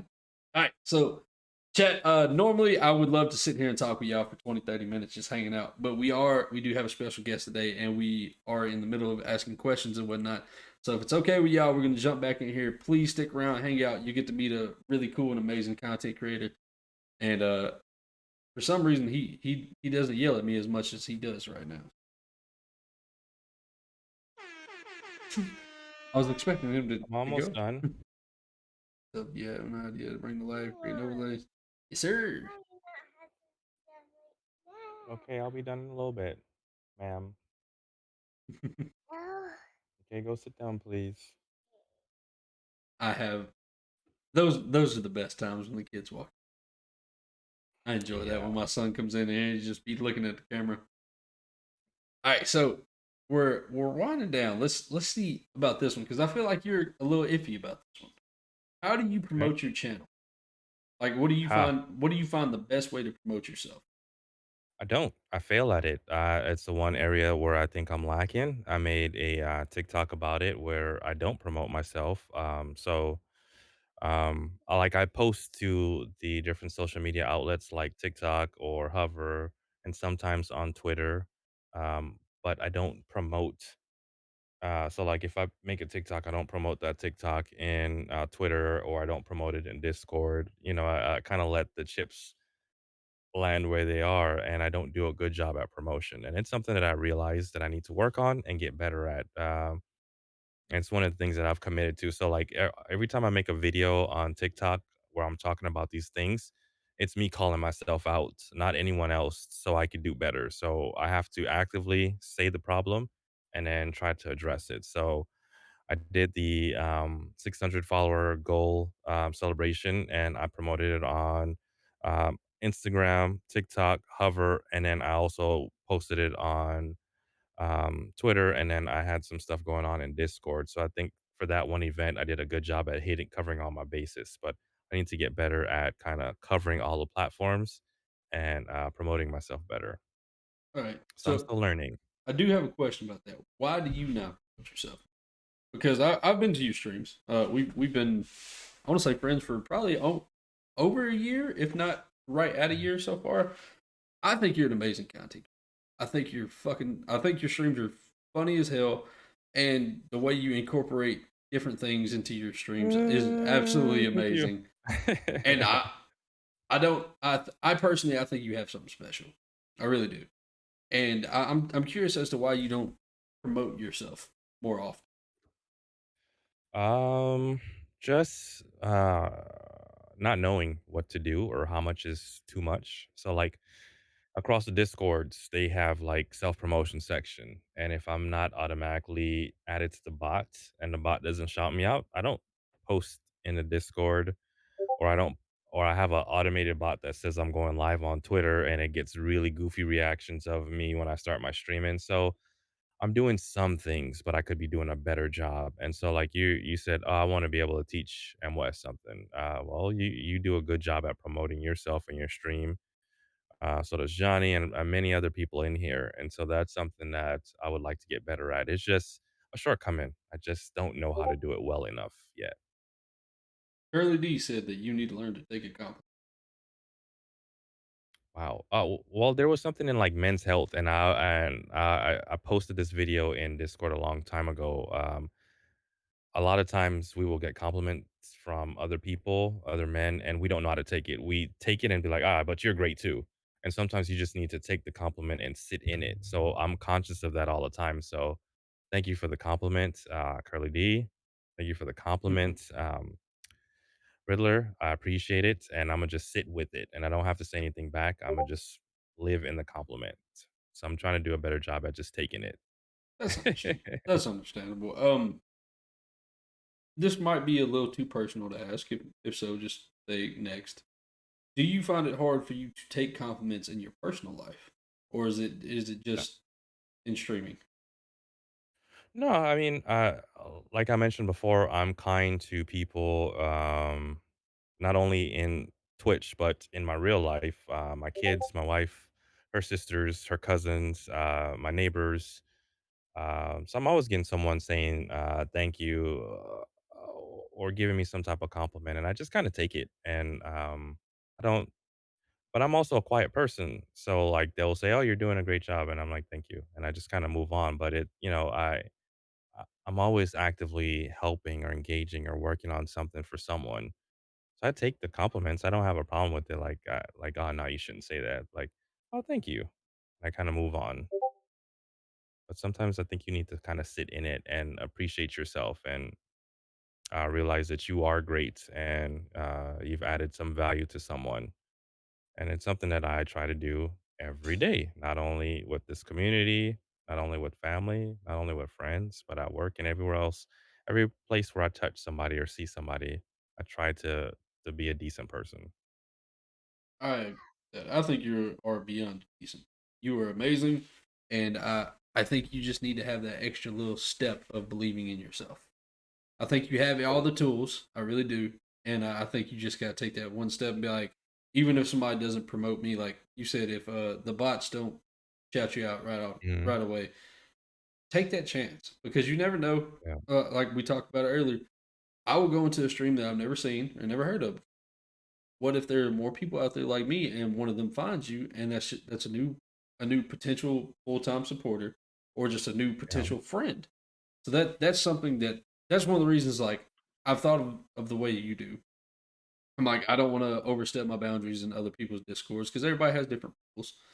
But yeah. I think if there is a self promo section, use it because you never know. That could be the next step into them. Be like, hey, the True. owner of that Discord could be like, I went and watched the stream. Add him to the bot. Yeah, He's cool as hell. you're you're 100% right. And like we popped up in this random guy's Discord, and you're like, "Wes, what you doing here?" And then that guy was like, How do you know Riddler?" I was like, "He's my homie. We've been friends for like a year. What are you talking about?" Like, but he wasn't asking me in a bad way. He was just kind Yeah, of curious, and it was like the TikTok guy.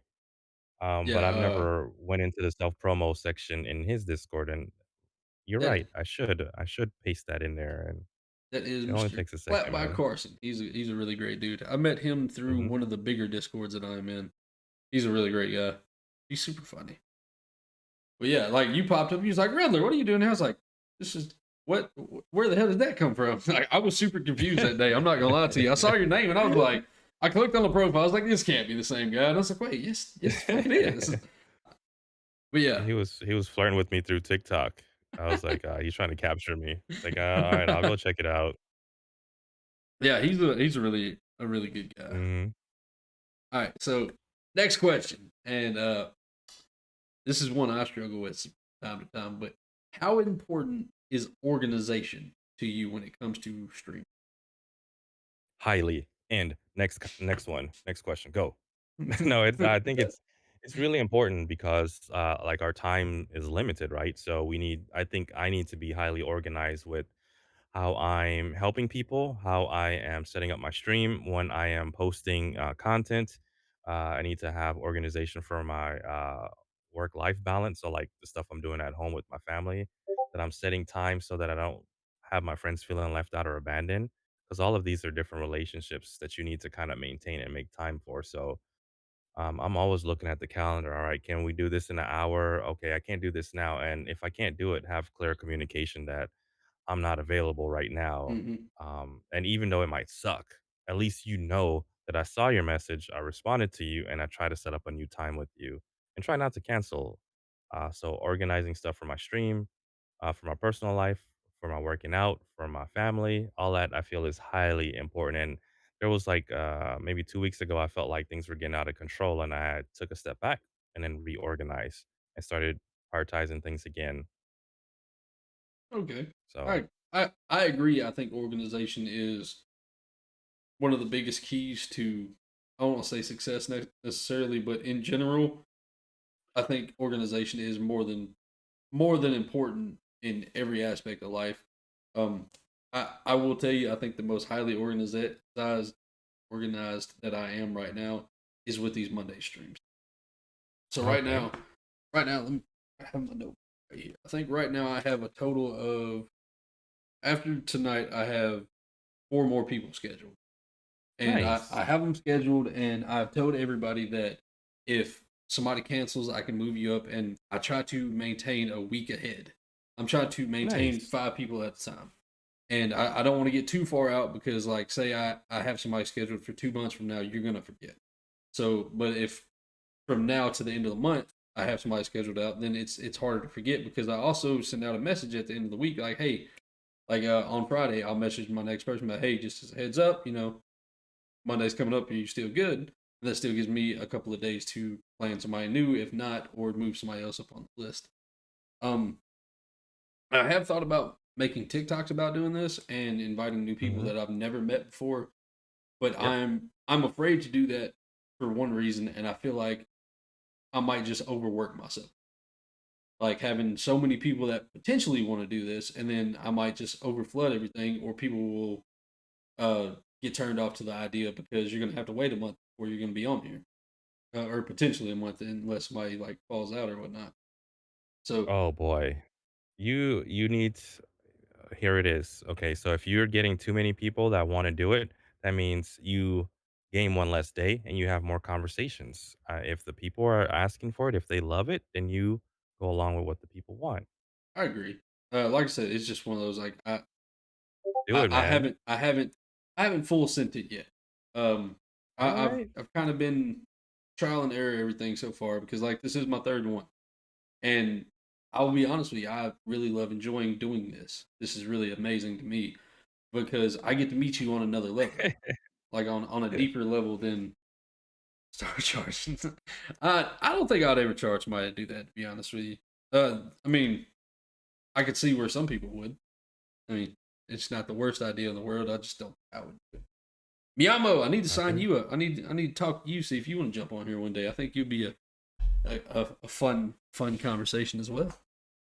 I think it's a great opportunity to meet people outside of the community, and if Hmm. you get more and more people that sign up for it, past the 5 or 10 that you like to maintain, then you do it more days a week. I mean, uh, you and I both know that just chatting has become very popular, and just having these conversations and having streamer topics are trending. And if you already have an established thing set up where you can have more streamers introduce new people into the community, Hmm. I think it sounds perfect, man. Do it. Well, I was gonna say you might have just might have convinced me. I will. I try to make my TikToks pretty funny, and I've been slacking on my TikToks lately, so I might just go ahead and put one out there, see what happens. Hmm. It could blow up or it could be a dud. Never know. We'll find out. Also, Miyamo, I will shoot you a message after stream tonight, and we can try and work out a date if you're all right with that. Hey, man, that was gonna be a good one. He's Um, got personality. you do too. You you Oh you no, you have man. one too. I've been looking You, at my face because I have you up in Discord and the stream up, and I catch my face. I'm like, man, that guy looks like he is sleepy. that's one of those. Well, show him your happy face. Oh man, like what This what's is wrong my with my happy face? face. Just be happy. Oh man. Oh, that's funny. All right. Let's see. What is something you've done in this past year of streaming that you have learned on and improved on? What is the biggest thing you've improved? So my response was that I wrote down was that I have a natural knack for software. So anything applications I dig into, um, well, let me take a step back. So I'm not good at anything. I suck at everything, Bullshit. and I just do something. I drill into it so hard that I become decent at it, proficient. So all the different software applications that we're using, like OBS or StreamerBot or any new things that come out, I'm always looking at it and digging into it. So there's been tons of stuff that I've been messing with over this last year.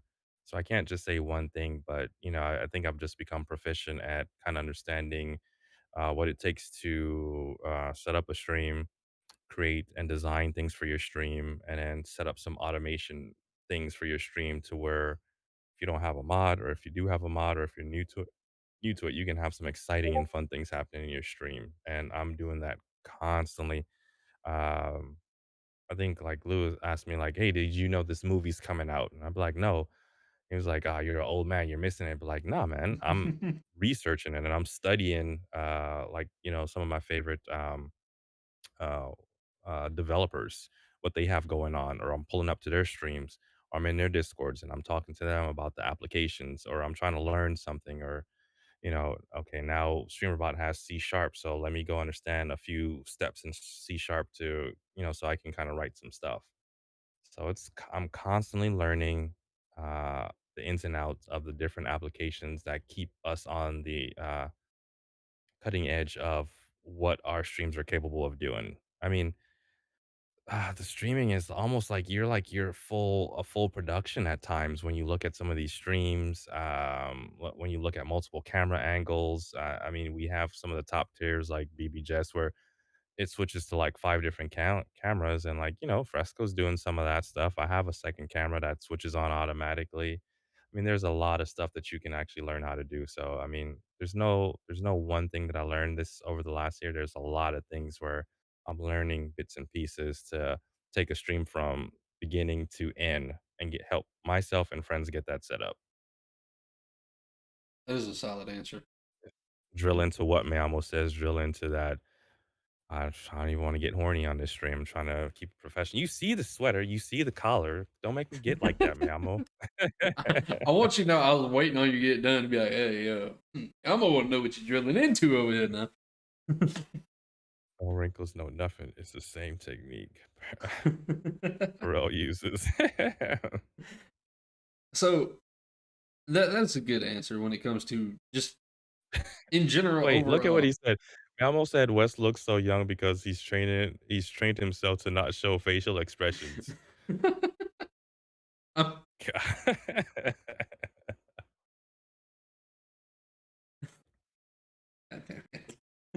That's funny. But yeah, Yeah, it is. so in general, I would say the best thing would be just like improving overall because you are always looking for the next improvement. Like I know whenever OBS has a new update or something, you're the first one that I see message about it. And just I think that's an overall improvement because sometimes updates do cause things to mess up, and having Yeah, that. So most of the updates happen while I'm at work, and I see y'all talking about it in Discord. I'm like, great. Now I know I got something I got to do when I get home because yeah, the update's going to cause this issue, and I think that's just a good thing to know, and the fact that you're staying on top of everything is very yeah. important. I think that's very very important. I think the thing that I've learned and improved on the most as of lately would be learning my overlays. So like Nice. I don't have to rely on like if I have an audio issue or something, I don't have to rely on like, oh well, I can't stream tonight. I don't know how to fix my mic, or stuff like that. Like it's nice to know that I'm not as locked down as I used to be. Because I'll be honest with you, like 8 9 months ago, if I would have had an audio issue, I would have canceled stream because I didn't know how to fix it, and I'd be waiting on somebody to message me back. But hey, can you jump Mhm. on here and help me? And if somebody's not available for a few days, then that means I'm not streaming for a few. So that's just one Dang. of those things that it's like learning more things is more important in my opinion Right. because having the Understanding the tool. yeah just having the ability to be like, oh, I know what I'm doing now is a Yeah. huge leap. Uh, Yep. I'll be honest with you, that leap scared me for a long time because I was scared that I was going to start trying to learn stuff and I'd be, oh, well, I can implement this, and then I'd fuck something up, and then I'd be right back where I was. But I believe we've talked about it, me and you, in our personal time. I try to work on at least one small thing a day. I was doing one thing a day. I've changed it to one thing a week just because of how time consuming it is. And being a full time father and husband and worker, it doesn't leave me much free time every single day to guarantee it. So like the days that I come home from work and my son goes down for a nap, and that gives me the extra times. So sometimes it's more than once a week I get to work on something. Sometimes he doesn't take a nap the whole fucking week, and the only time I get to work on it is on one of my off days. So it's one of those. Nepsy has a It's question. what about the difficulty of staying on top of everything between streaming, games, streamers, news, updates, and social medias, new products? How difficult is balancing all of that while creating? That is extremely difficult. Not gonna lie, at least for me. Um, I try not to follow all of the new trends. So like, I think the first trend I actually kind of jumped on, which was Elden Ring. And I didn't jump on that just because that was the most viewed thing on Twitch or anything at the moment. I literally jumped on it because everybody on TikTok was posting clips from that game and it looked like a lot of fucking fun. And I was like, fuck it, I'm gonna play it and I'm gonna enjoy it. And I actually did end up liking it. And that kind of introduced me to a new genre of games with the Dark Souls universe that I found out I enjoyed. Just like I started doing the just chatting thing. I did this by accident. I had a stream one day where I usually spend 15 to 30 minutes of the starting of my stream just talking and chatting, kind of giving Mhm. updates and announcements.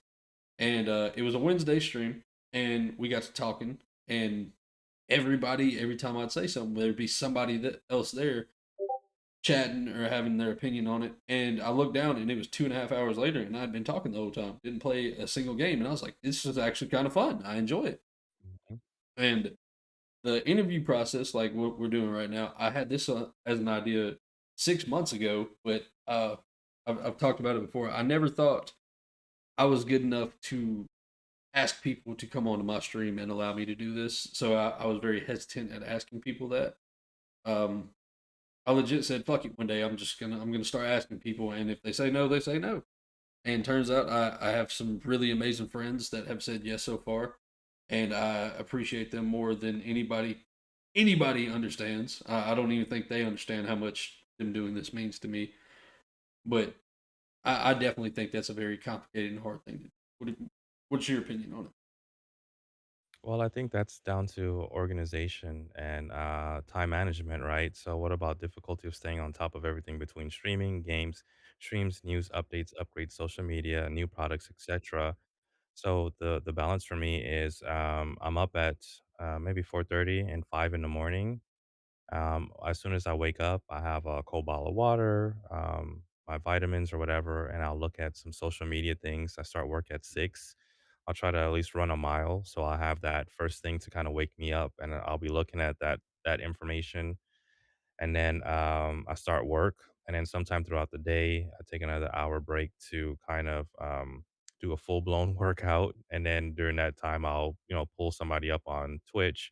I'll look at some information. I'll look at a YouTube video, and then by the end of the day, before I pick up my kids, I'll kind of pull up social media again and see what's going on, what's trending, if there's any new games. By that time, I'll have already talked to a few people in Discord. There's some posts going on, and then I go get my family is here by 6 o'clock. My wife's home, and we have dinner. And then by that time, I stop all viewing of social media because I want to spend time with them. And she gets a little upset, and I'll peek at it from here and there. But kind of having a schedule of how you do things and how you manage your time allows me to kind of stay up on new products, new content, new trends, new games. And I don't always know when things are out, or I have good friends and I'll look in their Discord, or they'll tell me about it, or they'll Hmm. recommend stuff for me to check out and play. And that's kind of how I'm doing it, where, I have my day kind of cut out right up until 6 o'clock, where I'm doing just a number of different things between work, working out, and social media and stuff like that with friends. And then in between that, I'll post content on TikTok. At least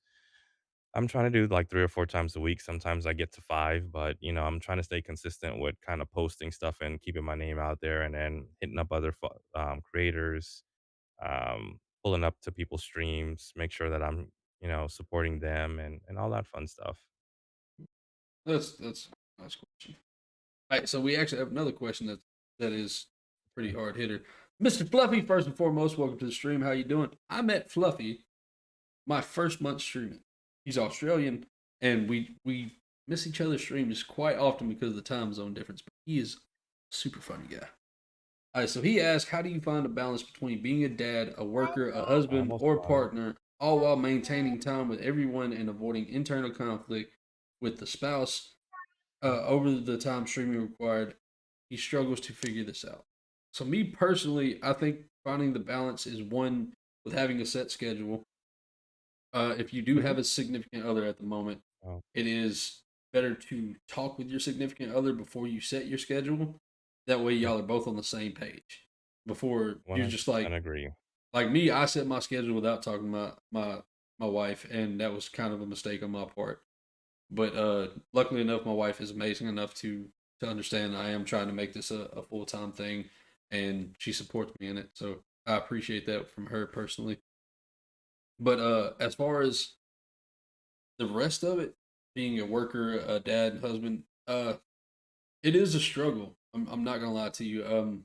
I do typically stream. I think about 20 to 20 plus, or I'm just gonna say 20 plus hours a week. I try to stream at least 20 plus, and Damn. Damn. yeah, I've been working on doing 3 hours Monday, Wednesday, and then Friday doing four, and then Saturday doing as long as possible. Like sometimes it happens, sometimes it doesn't. It really just depends on if I have to work 12 hours a day or not. That's a big contributing factor. I work a lot of 12, so my stream schedule does change up from time to time, or not time wise. How long I stream changes from time to time. But I think having a supportive significant other is very important to that, and setting your schedule, like talking with your significant other about setting your schedule is more important. Also, Yep. if you work a job where you don't have a set schedule, that makes things a lot harder as well. Because let's say your schedule this week is Monday, Tuesday, and Wednesday, and then next week your schedule is going to have to be Thursday, Friday, Saturday. That can be more complicated with your supporters because they don't know from week to week whatever you're going to have to change your schedule to. So that is that's one thing in my. Wow. Well, I agree with you 100%. It starts off with communication with your wife. I mean, I just started streaming and I didn't really have that dialogue with my wife. And then we ran into problems like, hey, what are you doing? Well, what's going on? Well, you're not spending time with us. Well, here's what days work or I think would be best for me to stream. Are you okay with that? And she agreed to those days. But that also means that that's my designated time to play games and to stream, and if I do it outside of that, we're gonna have problems, so if I wanna like tonight, I had to give her a heads up, like, "Hey, I wanna do this interview thing with Riddler," and she was like, "Okay, that's fine," but I have to let her know. I always have to kinda communicate to her or else she comes home, cooks dinner, and expects me to spend time with her, and when that doesn't happen, then we run into conflict, so it's constantly, doing what men hate doing or what I don't like to do is communicating and sharing and saying, "Hey, this is happening. We're planning to do this. Do you mind if I play a game this day or that day?" And so it's been going well since I'm actively communicating with her and just letting her know the things that I want to do ahead of time. Yeah, I agree. Also, I'm nervous because Nerve is here. She told me she's going to make me eat a whole jar of Bean Boozled. I'm nervous that that might be today. She asked me, she said, how many subs to make you eat that? And she's like, on payday, I got you. So I'm very nervous. Not today, but soon, she Oh damn. says. I mean, what? No, darn. I wanted to eat the whole jar. All right, so moving on. I think this is going to be our final question of the evening because my normal last question I've already asked you. All right, all right, all Actually, right. I'm going to try this instead. I'm going to ask this Okay, question, then I'm going to okay, open up questions to the chat. I'm going to let the chat ask a couple questions if they want, and then that'll be how we end it. Sound good? all right. All right. Sounds great. All right. So the questions from the chat after this next one can be directed to myself or to Mr. West or to both of us if you would like. All right. So do you prefer to work independently or would you prefer to do more collaborations and just have fun with a group Wes don't give a fuck. of? Yeah, I work. So if we're only talking about streaming, I work. w- It's important to be able to work well alone as Mhm. well as with people. So I think you have to figure out what works. So like if you're always doing things with friends, there's a chance of you ignoring the audience and not being able to speak to them and communicate with them and watch chat because now you have your friends talking to you in the background. So while I love doing collaborative events, I do understand that it is important to work independently. And it's something that I've realized lately because I've been doing a lot of collabs and fun stuff. And I feel like I ignore chat sometimes. So if I know I have an event that I'm doing some type of collaborative activity, I'll jump on 30 minutes to an hour early ahead of that so that I can give chat that undivided attention.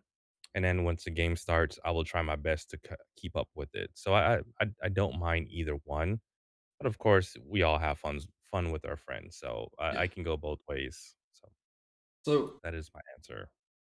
we've talked about it a couple of times about how I'm not the type to like to reach out for collaborations and stuff.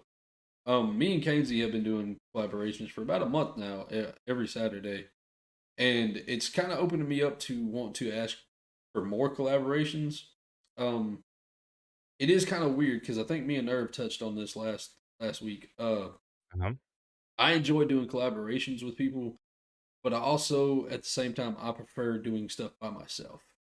So I've done a couple of collaborations with people, and I always Mhm. kind of feel like I get talked over. If that's not the best way of putting it, because I'm not trying to talk down on the collaborations I have done, but like I always feel like I'll be trying to talk or have something going on, and I always just feel like I get talked over. So that was one of the Uh-huh. things I've always kind of been nervous about asking for that, because what if I Okay. do a one-on-one collaboration and the entire time I'm getting talked over, and that would make me not want to do another collaboration. But at the same time, I'm learning that, you know, moving forward with everything, it's just part of it. So sometimes you're Sure. gonna get talked over. It's gonna happen. I'm trying to Mhm. make it where that doesn't bother me. So I don't know how to. It doesn't sound the best way possible in my head. Like how I say it doesn't. It sounds bad when I say it, but it's not how I'm trying to mean it. Talk some- but yeah, that's just one of the things. Like I'm getting better about saying fuck it, let's try and do a collab. So I have been reaching out to more people, trying to uh trying to work on doing more collaborations. But at the same Right. time, like you said, I really don't care. I like doing both. I enjoy having the good times with my friends when they come on and do stuff, and then I also enjoy playing stuff by myself and then just hanging out with chat. So I don't know. Maybe moving forward, we'll see more collabs out of me. Uh, Possibly. You And never Nerve know. asks the question. Yeah, we're gonna get to that just All right. right now. All right, so she said, "All right, Wes, question. Your setup is awesome. The lighting and camera. How much research did you do before you started streaming?" I did none. I think it's Same. so I like lights and it's always been a thing with me with LED lights, and so, like my woodworking projects, this room, things that I touch or deal with in the house, I add LED lights to it. So once I started streaming, the lights are already in place, and I just added more stuff to it. Let's As see. A my stream natural. grew, as my equipment grew, I added a few more lights. Um, Added some ring lights so that you can see me better because it was dark in here. Changed my camera. I had cameras and stuff laying around because I'm into videography and video editing and all that stuff. So um, all the skills and everything that I had lent itself well to streaming, and I just kind of just threw it all at it at the same time. It wasn't like I researched the lights or anything like that. It's just things that I had kind of already set up. What I did spend a lot of time was learning OBS, learning overlays, learning plugins, learning CPU versus GPU streaming, all the different things that can make your stream look good or bad. So, but all the fun light stuff, that's a part of who I am, my character, and we have lighting scattered throughout my house in different places. My son, his room looks exactly like this, like my man cave, exactly like it. And he turns on none of it. So, So I didn't know the importance of ring lights. I got one, I think 2 or 3 months ago, and I turned it on, and then I turned my OBS on. And I was like, that made a fucking difference. So I did absolutely no research about any of my stuff as well. But there's a lot of things that I've learned over time that I wish I would have researched on. Like the ring lights, lighting, and stuff. I feel like it would have benefited a lot more if I actually did some type of research on it. All right, chat. Does anyone else have any questions? I know Johnny said how many things in your house have lights on it. I don't know if you saw that or not. How many things on? Oh my god. If I build something, I'm automatically putting some LED lights at the bottom of it. All the tables outside. Um, my den, my living room does not have. Yeah, it doesn't have like colored lights, but it has like Wi-Fi light bulbs and all that Alexa stuff. So throughout the house, you can say her name and she will turn on different things, right down to like the porch light, backyard lights. All the different lights are kind of set up with some type of automation or they change color, just depending on what my wife allows me to do.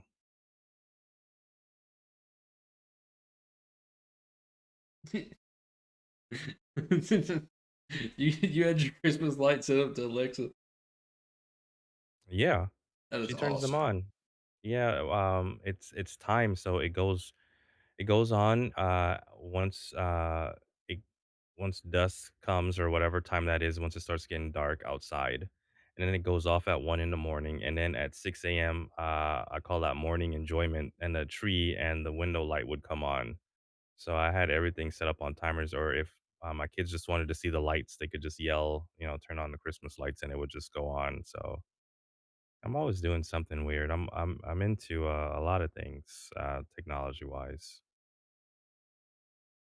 See, I knew you could do that, but I didn't. Let's see. What Fluffy is said something? that What our is? Oh, wives go let us ahead. do. Fluffy said our wives let us do things.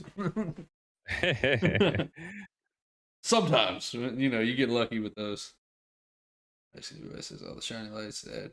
All right, so Nerve said, "What is something that you see on other streams that you do not like visually?" That's kind of a complicated question. I I have like. an answer immediately. I can Go tell you ahead. what it is. Go ahead. Um, while I don't need a stream to be overly complicated with a overlay or a this or a light here or that, I like clean looking streams. If your stream is crowded or messy or I can't tell what's going on or visually you have too many things popping up and glowing and bouncing, I'm out. I like to. It's like h- how you dress, your brand, how you present yourself, right? I want to see that in your stream. Part of your personality is important. Um, and I want it to be clean. And for me, immediately those things help me decide on whether I'm going to try to engage with this person. If it looks clean, then we can start to have a conversation. And I'm not saying like it has to be the best, but it just has to aesthetically be pleasing and not junky. And that doesn't require you to pay own 3D $500 to just get some clean lines. That's it. Just make it look neat and nice and represent your brand. And I want it to have a flavor of you. And those things are important to me when I look at other people's streams. So while you was answering, I thought about mine. Uh, Wes, if you say my face, I swear to God. I think my answer would be is you have your viewer count on your open. I've seen a few people have their Oh, viewer count on their overlay, that's and interesting. it bugs the absolute shit out of me because I guess coming from somebody who used to look at the numbers while I stream versus now where I don't, I just know that as a content creator slash streamer or something, you will be so much happier not having your number displayed for not only yourself but everybody because I find it much more peaceful and I get to keep that same energy throughout my stream. If I don't know who's in here, I don't know how many people's in here. I never look, like I said, I never look at that unless it's the end of my stream. And you can visually tell back when I used to have my numbers up that like I would go from 4 or 5 people down to one, and you could see the visual change in my energy and my output. And if you have that, I strongly, strongly suggest taking it off. Take it off for a month or two, see how you go, see how you feel about it, just because like it will change how you are during stream. That is What something happens I if can you tell. accidentally get a peek at the numbers? I What do you ignore it. do? Like, well, let's say something pops up and you see it on your stream deck. What do you do? How do you react to it? I didn't know you can put that on your stream deck. You don't so, like, a lot of the plugins that you have will reflect certain numbers, like a lot of the BR Raider stuff, so, like, I hide my numbers and different things, from myself on screen, but, like, sometimes when I click on, the shout out or just stream setup button, one of those buttons has, like, the actual count. And so while I don't look at the count, like you said, while I'm streaming, sometimes I'll see it. But I have to train myself to not let that impact me. So whether it's one person, thank you, my one friend for showing up, or it's 100 people. Thank you to my 100 friends that came by. I'm happy. I mean, if you came to my Destiny stream and saw me doing this, I and remember now those now days.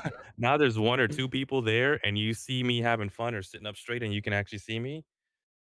Oh man, I, I'm just as thankful for that 1 or 2 people or 10 people. So I agree with you. Seeing the number can change your outlook on a stream, but at the same time, yeah, be okay with just having 1 good friend there or yeah. 2 good friends there or 1,000 good friends. I mean, like once it gets up to 25 or 30 people, my back gets sweaty, man. I'm like, "Oh god, I'm missing out on chat. I don't know what to do. I, I'm freaking I, out." And I talked about that last week with Nerve. yeah. I got a 24 person raid a couple weeks ago, and I Mhm. literally like I freaked the fuck out because it's like, what do I fucking do? I've been here before.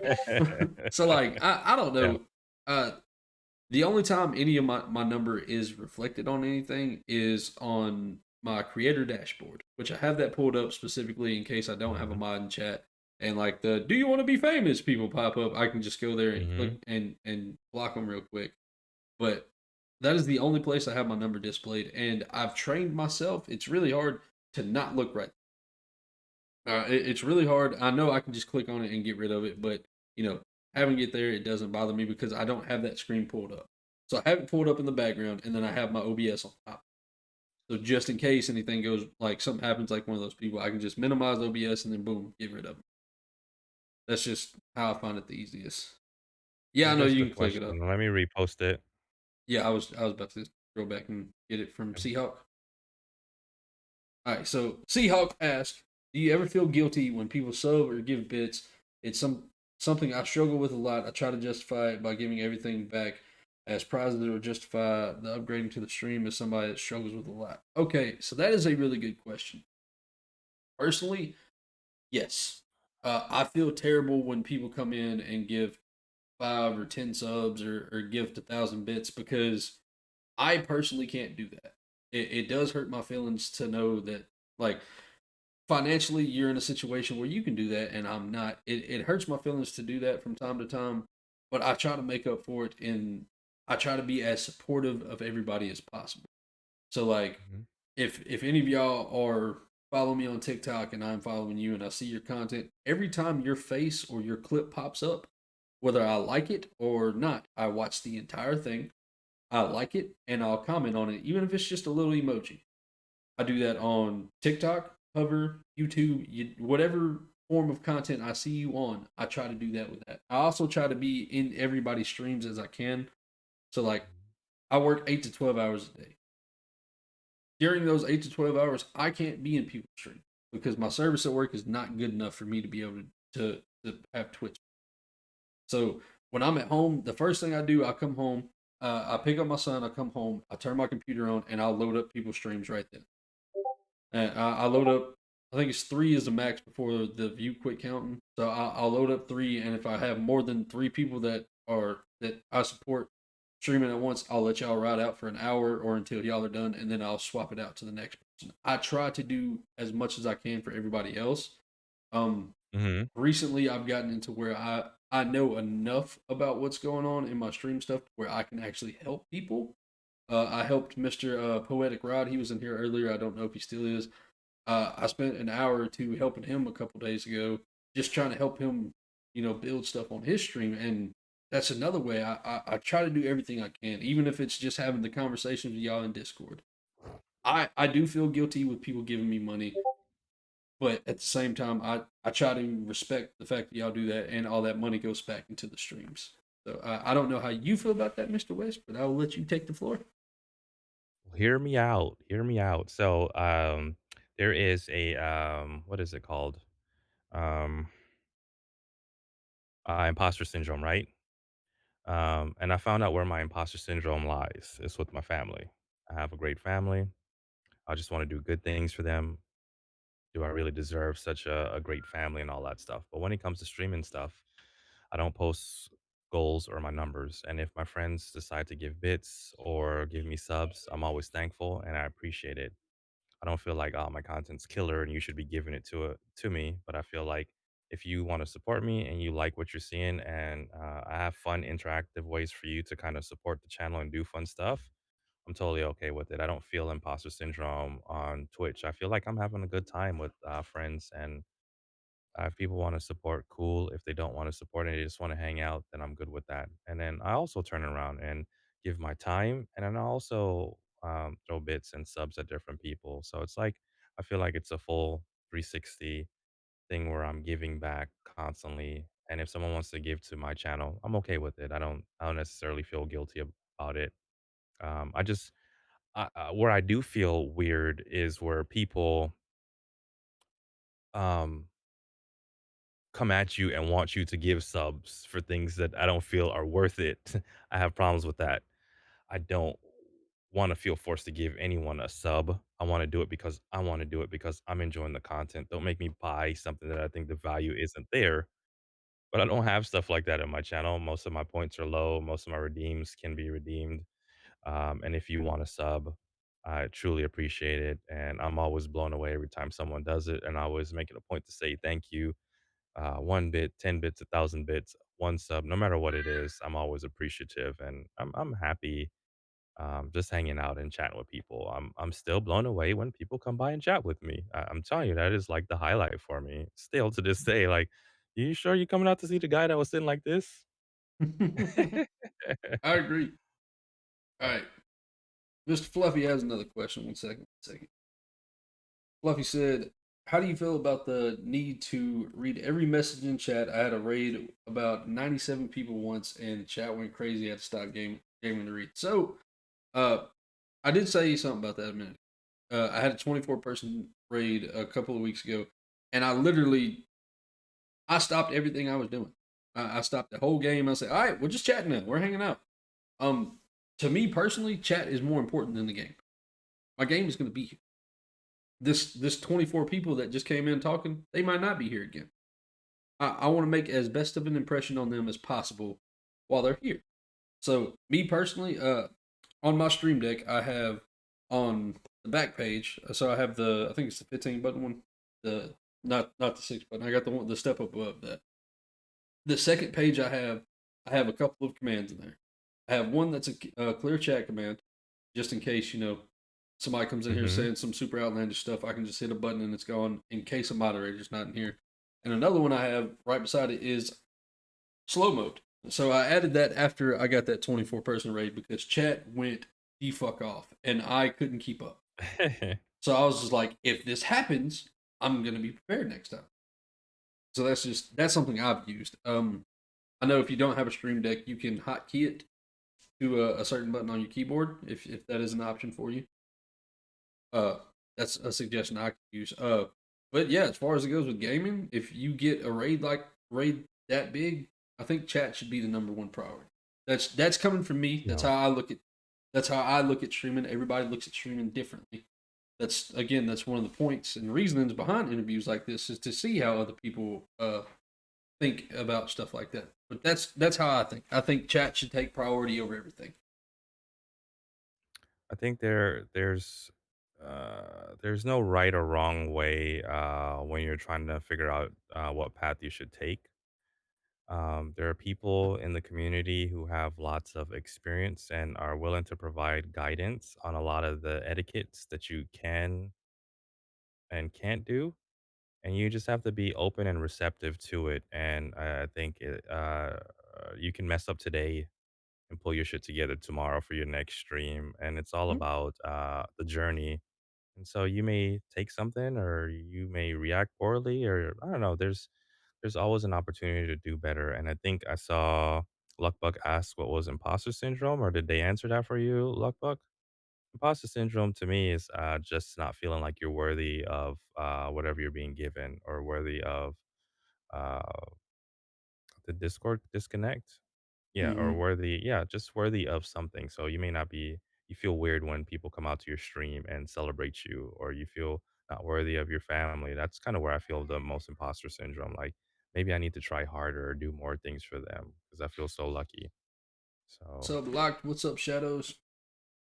All right, yeah, what so up, shadows? I'm gonna say we have time for one more question. If anybody in here would has one more question for us, then we are more than welcome to answer it. And then I think we're gonna end it.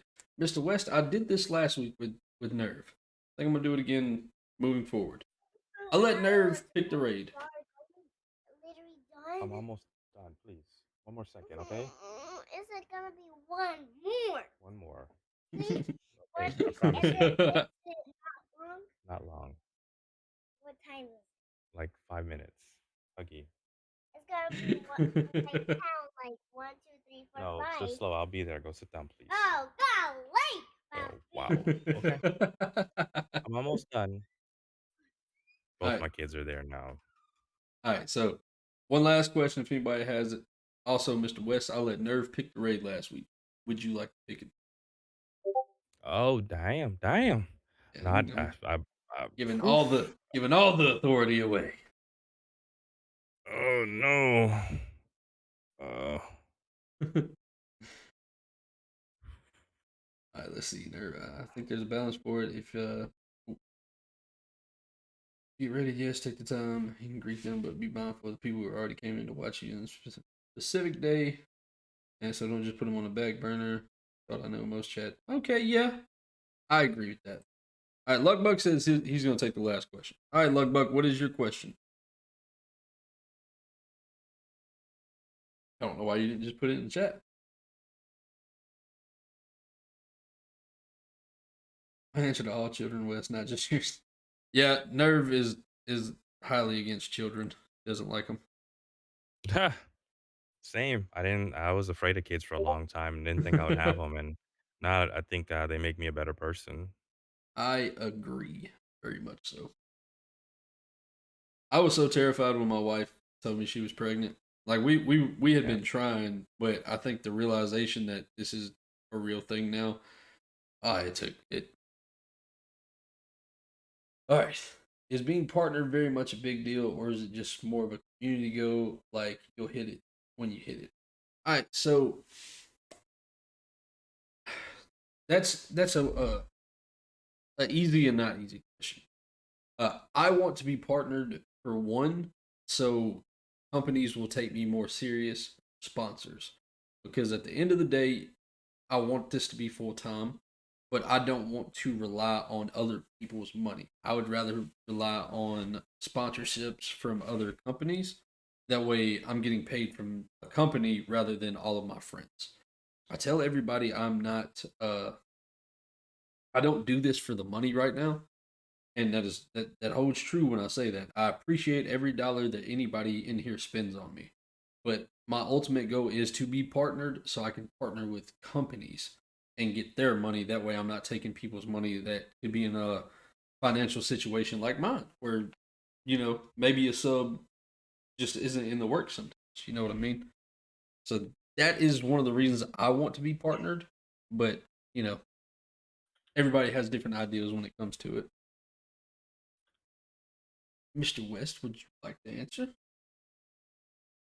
What was the Yes. question? I was busy looking for someone to raid. I got stressed out. My butt cheeks are sweaty. I'm gonna be honest with you. I was scared. Uh, What Booch, was the I question? don't know why you got timed out. I'm sorry. You can repost if needed. The question Luckbuck said is being partnered very much a big deal, or is it more of a community go like you'll hit it when you hit it? Oh man, I hear so many different things about partners, and like I mentioned early on when we first started talking, I don't know if it's my destiny to reach that next level or be a big streamer, or if my destiny is to support a friend uh, or my son or whoever it may be and help them become a big streamer. I don't know what my end goal is. And while partner sounds nice, I think it comes with a certain level of responsibility. And if my path shows me that that's where I'm going, and I'll take it. If I don't end up there, I won't feel bad. If I can help someone else get there, I'll feel happy. Um, Okay. so I really don't know where this road is going to take me, but I'm here. I'm having fun. I'm meeting people. I'm chilling with Riddler while he's eating, and I'm so hungry. Bro, I literally I got done with dinner like 5 minutes before we started this, and I was like, "There's no way I'm gonna be able to eat it because it was still piping hot." So I've been looking at my bowl the whole time, like, bro. I just sent my wife a message to say, "Go ahead and start warming up them ribs. All Give me them ribs." right, Bucci, since you were here, I did you never mentioned me back on Discord if that date works for you. Need to know. I gotta lock you in. Ooh, you gonna interview Booch? If it, I hope so. He keeps forgetting. He's bad at messaging me back. It happens. I pulled up to Booch's stream, and I gotta point this out. And Booch was talking about how he drinks soda or how he drinks drinks, and he has to taste it, and he makes like this funny face when he's doing it, or something he was saying, and it was like the funniest story. And then he just kept yelling out, "Don't judge me." He's somebody that I met through you and like through your recommended streamers or people that you find funny. And whenever I get a chance, I always pull up Booch and just check him out. I think he I think he's, very entertaining and good at what he does, yeah, glad Booch you recommended is him. Booch is an amazing person. I met him. I think he had been streaming for 3 months when I met him, and I went to one stream, and I've not quit going since. He's just fucking hilarious. Yeah, yeah. And then, I Devon said, "Somebody say ribs." All right, so we are going to be ending things. Well, Mr. I West, did find a raid target. I want okay, someone that's gonna actually, have you been to Judo Red stream before? I have not. I have seen judo in other discords, but I've never actually been to his streams and checked. There's his name. He's, very welcoming, very nice, will accept the raid, will talk to you, will follow you, will do all the great characteristics you have as a streamer. I think he has, those same characteristics, and he's very welcoming and very nice. And I don't want your raid to just fall on a deaf raid, That's about a fine. streamer that won't even say hello.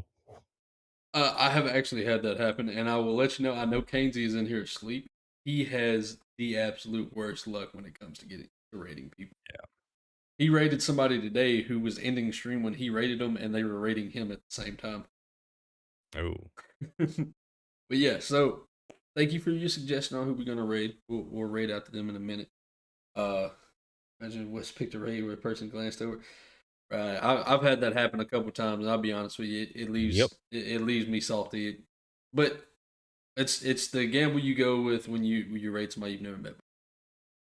So We did a triple raid on Friday or Saturday, and guy was like, "That's the raid," and he went back to playing. I was like, cold blooded. I was like, "Yo, look up, it's a raid." but He didn't give two shits. I respect this gangster. yeah, so chat, y'all know how we do things here. If y'all are subscribed to the channel, we have the emote.